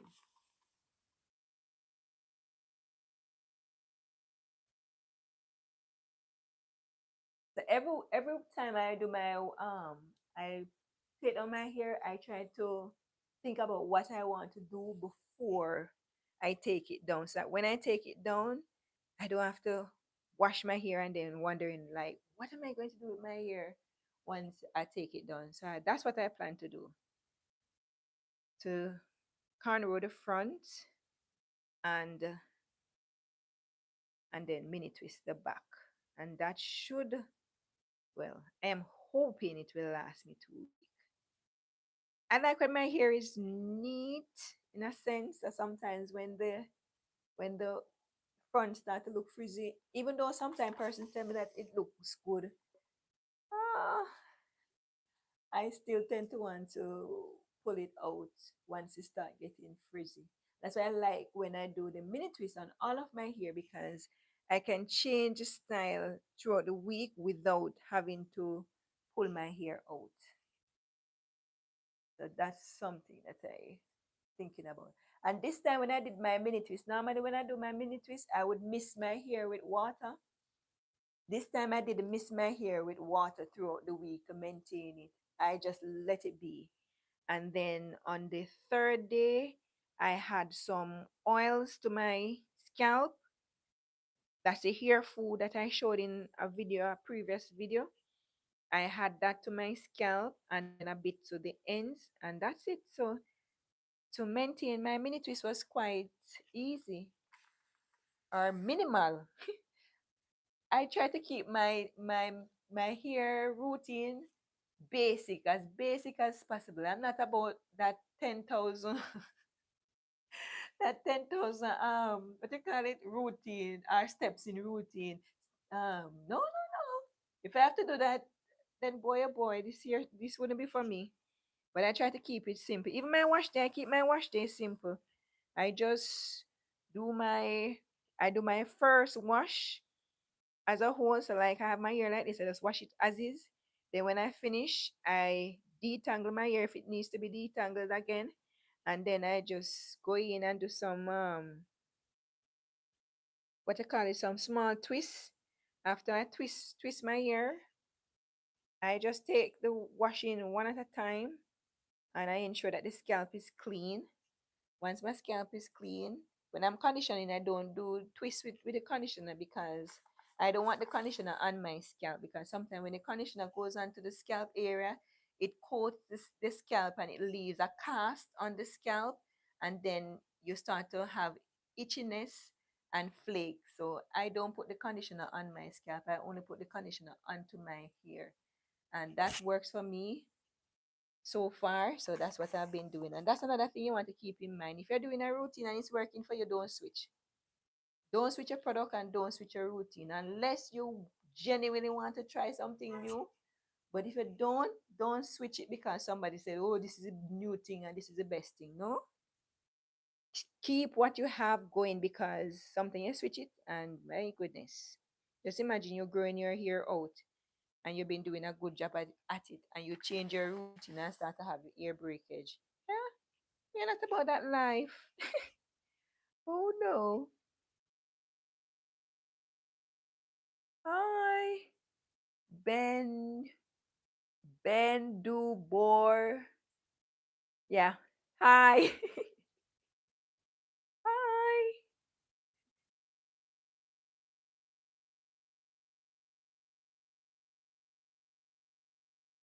Well, I can say that my hair grows pretty fast because even when I did my mini twist in the second week, it was almost like an inch of new growth. That's a lot. That's not bad. That is not bad at all. Yeah.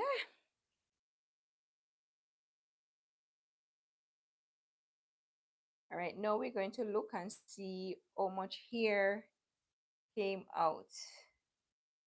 Through it. There should be about a dime. So this is it.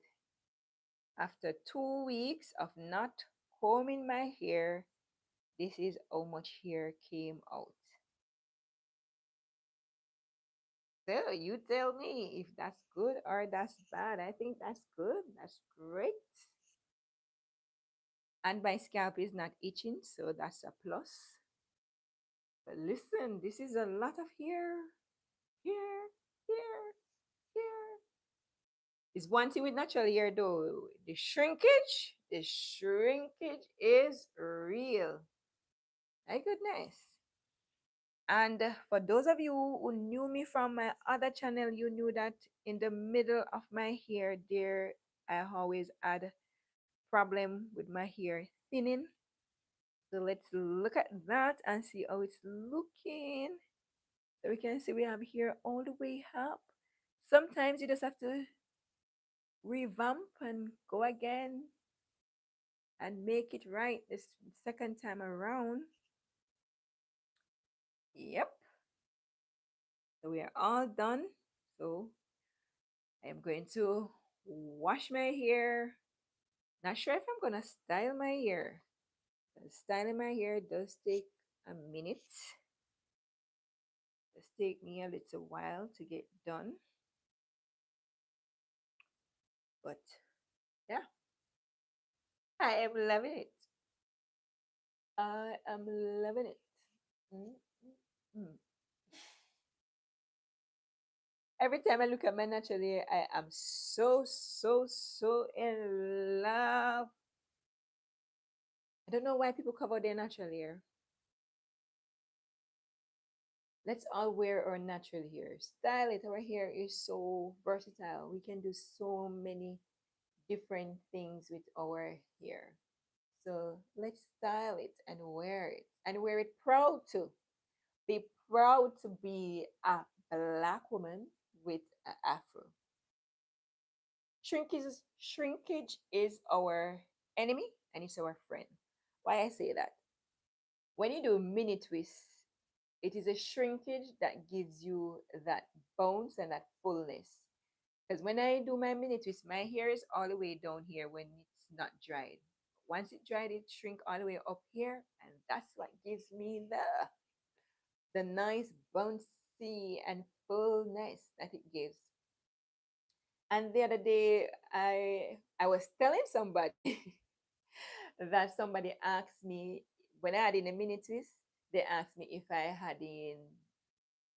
No, they didn't ask if I had in here. They asked me where did I buy my hair, and I said, "What hair are you talking about?" And they said, "It's not hair you put into your hair, meaning that a braid. If it's not braid, I twist into my hair." I said, "No, it's my hair." And the lady said, "I can touch it." So I told her yes. So I was telling somebody what about this the experience I had, and then the same person now said to me, "It's not here having." So I asked her, I said, "Are you serious? Did you really and truly think that I had in here?" She said, "Yes." She didn't know all of it was my hair. So it goes to show that people are not used to seeing us with our own hair to the point where even when we are wearing our own hair, people still think that we have an extension. And I didn't have any extension. So I had to tell her, no, there is no extension. She was asking me, because she has natural hair, and she was asking me if her hair could be done like mine. And I was telling her, yes, it can be done like mine. So a lot of persons they have their hair and they don't know that they can do mini twists on their hair and it looks nice and full. Because there's a little tricks in the book when you want to have your mini twist nice and full. Did you know that? So if you have fine hair, you can do mini twists. If you have thick hair, you can do mini twists. Doesn't matter the texture. The difference is that if your hair is sparse, meaning that your hair is thin, where you can sit through your hair, then mini twist is not going to work for you because you're going to be looking at your scalp. But I mean, if you want to do your mini twist and that hair, no big deal. You do it. Is your hair. What's the big deal? You do it. And that is why I was saying to you that even if your hair is thin, you can make your hair thick by changing a diet. It's not just a DNA that determines whether or not your hair is thick. Your diet also dictates that, because a lot of women don't know that when you start to go through menopause, it's not only hot flashes alone you get. Some women don't even get hot flash, but that's what most people know about. If you ask somebody, what makes a woman or what you think a woman goes through when they're having um, menopause, they're going to tell you that the woman is going to have hot flash, is going to be hot, and her period stop. But that's not true. So a lot of persons are seeing their periods during menopause. They can even get pregnant during their menopause. So one symptom of menopause is also hair loss. And a lot of people don't know that. So some people have nice thick hair all their life, and as they got older, the hair became thin. It didn't become thin out of nowhere. It became thin because that is one of the symptoms of menopause. There are over 40 different signs or symptoms of menopause that different women go through. But because the most popular symptoms that most people always talk about is the lack of period, where period, the menstrual stops, and you have hot flash. Those are the two that most people know about. They don't know about anything else. So the mood swing, the anxiety, the depression, a lot of people don't know about those things. And you hear thinning out. Yes, that's one. And that is why I kept saying right throughout this video that you must improve your diet, especially if you are at age 35 and over, because a lot of women don't even know that your menopause actually go through years, not days, not months, years. So some women start in their 30s and don't even know, poor thing, she don't even know that she's going through menopause. And then now you have the husbands who don't know that their wife is going through menopause, and they think that their wife is getting mad. And some of them leave them, they divorce them, and don't realize that the woman is just going through a moment. And when that moment is over, she's going to be fabulous. So, a good way to help yourself if you're actually going through menopause is to change your diet. Just change your diet. That's all you have to do. Change your diet. And when you change your diet, you're going to look like me. You're going to happy. You're going to be smiling. Your skin is going to be shining, and you're going to be looking cute. And nobody's going to even know your age because they're going to think that you're in your 20s. Wink, wink. They're going to think that you're in your 20s. You know what's fun when some you have some 20-year-old and they want to be friends with you because apparently they think that we are all in the same age group. But it's all my diet. It's just my diet. So I mean, you can say my DNA, but check the rest of the people in my family. I don't know if they look like me. So it has to be something with my diet. So changing your diet is key. I cannot stop saying it. If you change your diet, you'll be a lot better. So you have a lot of women who are going through menopause right now and they are depressed. Then wake up in the morning and feel like there's no need to go on because what is life worth living? But it's all in their head, you know. Nothing is going wrong in their life. They have money, they have roof, they have food, they have everything. It's just the feeling that they're getting, and they're getting the feelings because their hormone is changing. That's all. That's all. But you can become young again, you know. Just change your diet and start to eat differently. And that is why I said earlier, you cannot eat with your taste bud. You can't eat with your taste bud. When you get older, you have to eat with your brain because what up on your tongue, mm, ain't that taste good. Because remember all your life, you never eat like that. Just imagine you eating ice cream and ice cream is delicious. And then somebody takes the ice cream and place something bitter in your hand. Huh? And you've been eating ice cream all your life and you must eat something bitter and eat bitter even more than how you eat the sweet.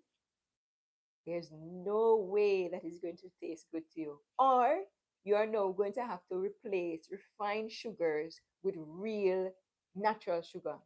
At first, those sugars are not going to taste sweet because you're used to your refined sugar. So your body is going to refuse it. And that is where the challenge come from because when your body refuses it, you're going to go through a period where you feel like you're actually getting sick.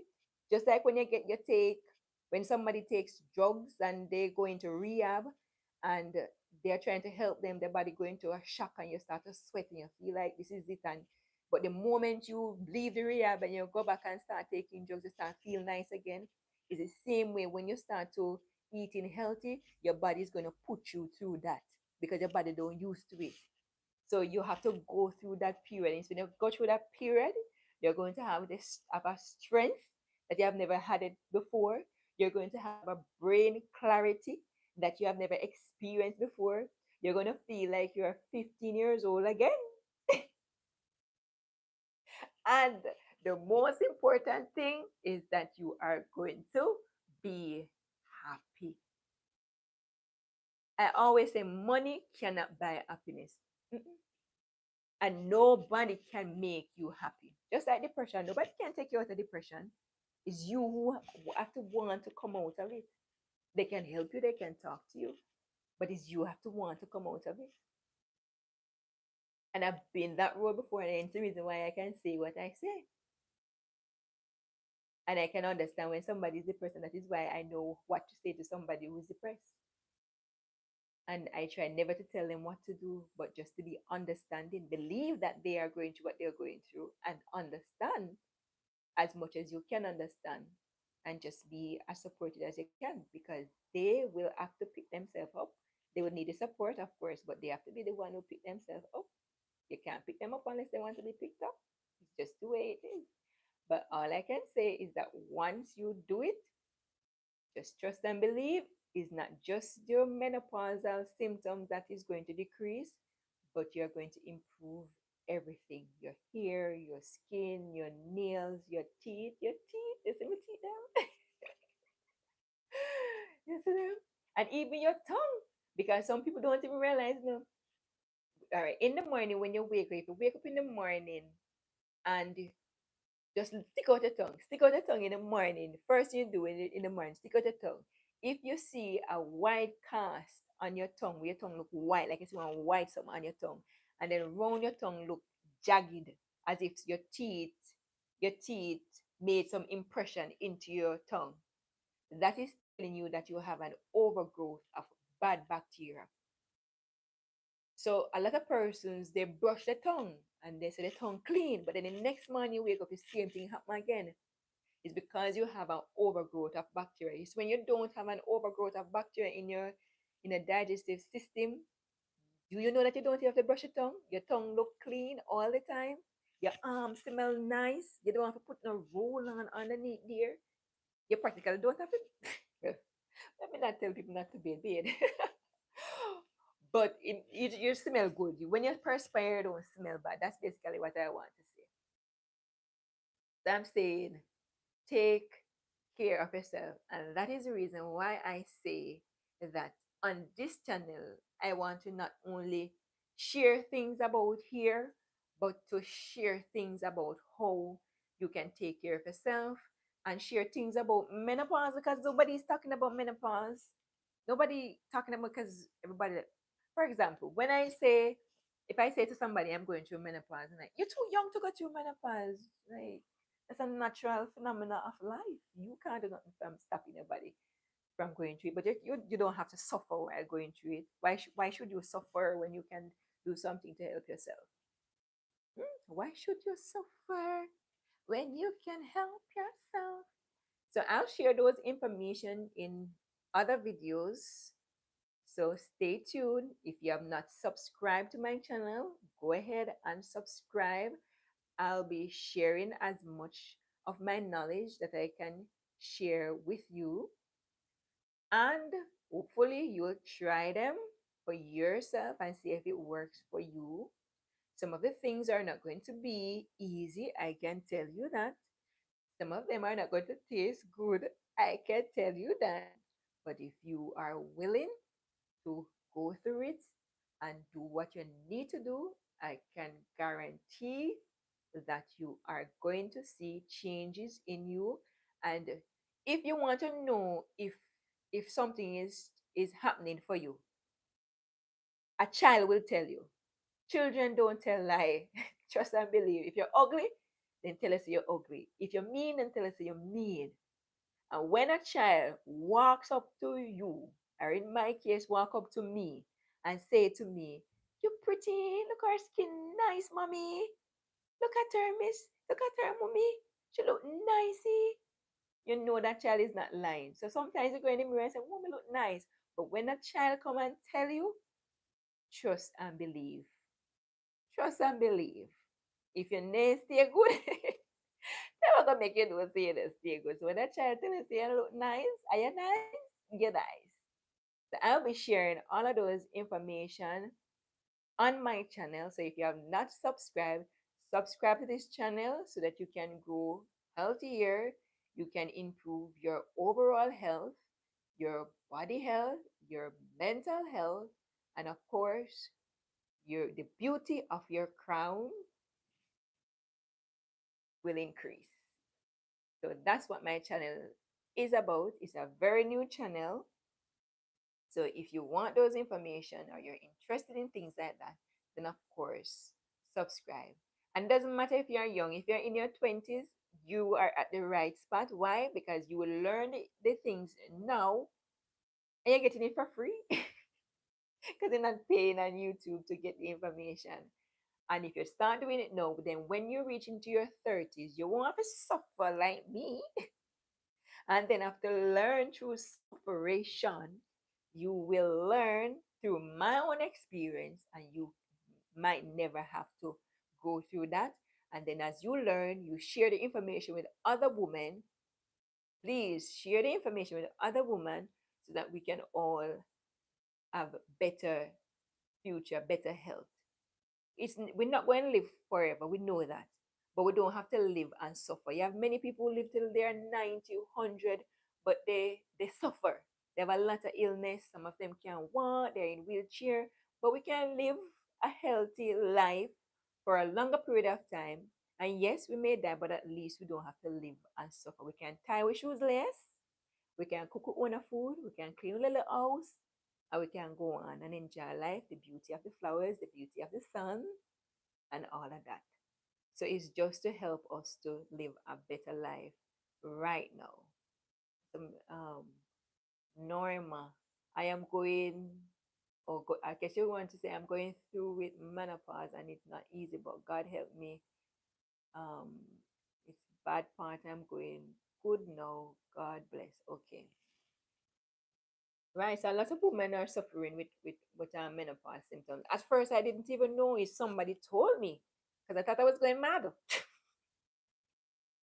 And then somebody says, have you ever thought that maybe you're going through menopause? And I go to doctors, and none of the doctors ever say to me. And even when I said it to them, they were telling me that I was too young. And if you look on the paper on my age, I don't know about that age that look young. That's a age that's supposed to be start going through menopause. So I don't know. So I believe what the other woman told me that perhaps it's it that I'm going through, and I decided to do some research and help myself. And here I am, happy and smiling, skin a shine, hair a grow, and mentally I am in a better place, a good place. Another thing that I've been doing lately is reading. I have a friend, and she supplies me with my books. So I've been reading because reading is what exercises our brain. So get your favorite books, preferably a book without pictures, so that you can use your brain to imagine what you're reading, which helps your brain to actually exercise. So I've started to do a lot of reading. So I'm on my third book now. I got one book that is my personal book that I got. Somebody gave me that book. And then I read that book, and another friend, she says she has quite a number of books that she has already read, and so she says that she has quite a number, so she's going to lend me. So I did that. She gave me one. I read that, and now I'm on my third book. I think I'm on the book has about 300 and something pages, and I'm on 150. So I'm almost through with that book. So I need to let her know that she need to line up another book for me. That's something that I've been doing. So when I was much younger in my teen years, I used to read like Nancy Drew and All the Boys, and I was a avid reader back then. And then I don't know where in my life I just decided that I'm just gonna surf on my phone and forget about books. So sometimes we need to take some breaks from the internet and read. So I've been reading, and I think that has helped me a lot with my mental health. Because when you read, it's like you're captivated by the story that you are reading. And because you're captivated, then I don't know, it takes you to a different place. Because when it describes the different places that you are, like for example, it described the female in the storyline, like the book that I'm reading right now, it describes the person complexion that the person is talking about, that the person's black and the hair is like thick and long, and you get to imagine things, and so you get to visit places that physically you might not be able to visit, but you can visit it through the book. So for me personally, I would not want to read a digital book because I feel like I am still on the technology. I want to go back to the old technology, which is printed books, physical book that I can touch and smell. Because let's not forget, book have a smell. And so, and I read the book, and then you have your little marker, your mark where you stop, and you do stuff, go work, everything, and you come back again and you move your mark and you read. I mean, it's fun. I mean, maybe it's boring to you, but it's fun for me. And like I said, as I get older, a lot of things change for you. A lot of things that were important is no longer important. You realize that the things that you deem less important are actually the most important thing. Like I said, your health. When I was younger, I just eat anytime, any hours, ice cream, you name it, I just eat because I've always been on the slimmer side of life. So I've always wanted to put on a little pound. And so I just ate burger and you name it because I want to put a little fat. But as I get older, I realize all that is important in life, is your relationship with God and your health.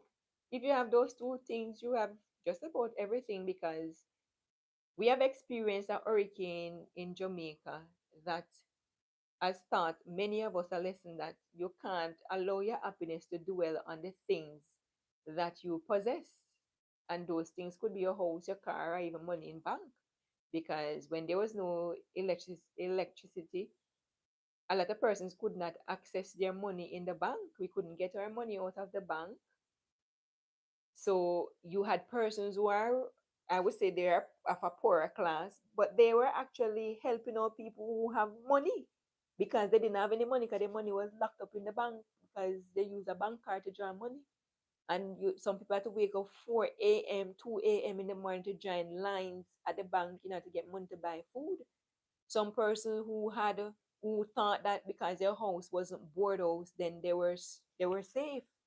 They were in concrete structure built out of cement and blocks and steel, and those houses gone into the rivers, just gone. So they went to their bed today or tonight, and they had money in the bank, house and car and everything, and next day they had nothing. And some of these persons, they are already retired, so it means that they would have invested their money into their house, they would have invested their money into their cars, and they would have a little money in the bank. And of course, if you're retired, you're getting a pension, then you would get a pension each month. But remember that your pension is not increasing.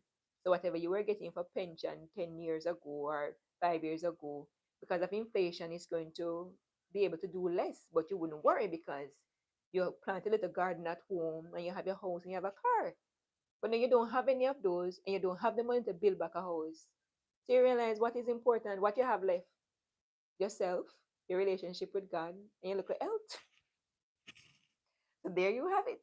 If you were in doubt, the hurricane came and taught us a lesson that what is important is your relationship with God and your health. And if you have those, you're rich. You are one of the richest person on earth. Is that the other day I saw a video online, and the guy asked the gentleman, how did he get rich? And the guy said to him that he would want to become rich like him. And the guy turned to him and said to him, if I gave you $25 million right now, would you take it? And the guy said, yes, I would take it. He said, but what if you were going to lose your health and you're going to die tomorrow? But if you don't take it, you would have your health and you live many days. Which one would you take? And what did the guy choose? He chose his health. He said, I would rather forfeit the $25 million and take my health and live many days. So we are rich. If you have health, we're rich. We are some of the richest people if you have health. Because think about it, if you have good health, you can enjoy a meal. If you want, if you eat healthy all the time and you want to have a cheat meal, so you want to have a pizza, you eat healthy every day, so you say, all right, let me have a pizza this evening. You can eat a pizza. And you enjoy your pizza. And you don't eat it for the next 6 months. Hey. But because you have health, you can enjoy food. You can enjoy entertainment. You can go out with your friends. You can, a lot of things you can do when you have health. But if you're very, very rich and you don't have health, what can you do? Not a thing. Nothing. In fact, you would have given away all that money if you could get help. If somebody come to you today and say, look here, I can get it better, but you have to give me all the money, you would give them. Because guess what? You know how you made that money. So you probably could, if you have health, you can go back and make back the money. So really and truly, in this time, in this life, right now, in this day, as you sit down or you lie down, wherever you are, your most important asset in your life is your health. Nothing more is more important than that, your health. So take care of yourself the best way. And if you have negative people around you, separate yourself. I had to learn to do that. As you get older, you have to separate yourself. It's not that you're vexed with them or anything like that, but if they're not pouring into you and you pouring into them, it's going to drain you, and mentally it's not good for you. So take care of your mental health the best way you can. And if it means, just like when you take out some of the things that are not good for you when you're eating, it's the same thing you're going to do. Look around your surroundings, whether they're family or their friend. You just have to do what you have to do for your mental health. Or you can talk to them if they're persons you can talk to, you can talk to them. But there's a lot of things that goes into protecting your mental health. And that's why I say it's not always easy, but it is possible. So this is where I'm going to close out the video, and I'm going to do my wash. I don't know if I'm going to style my hair because it's, I think it's what, it's after 7 now. So I'll definitely post a video of what I do. Hopefully I'll be able to catch some of it. Because sometimes my device like telling me that it doesn't have any more storage. But I see how much of it I can catch on video and share it. And of course, look out for those videos about how or what I am doing to take care of my health and how you can do the same to take care of your health. So I'll catch you in the next one, and I'll see you. And if you have not yet subscribed, of course, subscribe to the channel. And if you have not liked the video, go ahead and like the video if you enjoy the video. A lot of gems have been dropped in this video, you know. Holy per gem, a lot of it. So like the video if you enjoy the video. And if you join the video for the live video that you are seeing now, thank you for joining in and for tuning in and keeping me company. Thank you. And if you're joining the live and watching the video after it has been posted, welcome. And I hope you enjoyed this video. And I'll see you in the next one. Ciao. Bye bye. Adios. Senorita. Bye bye.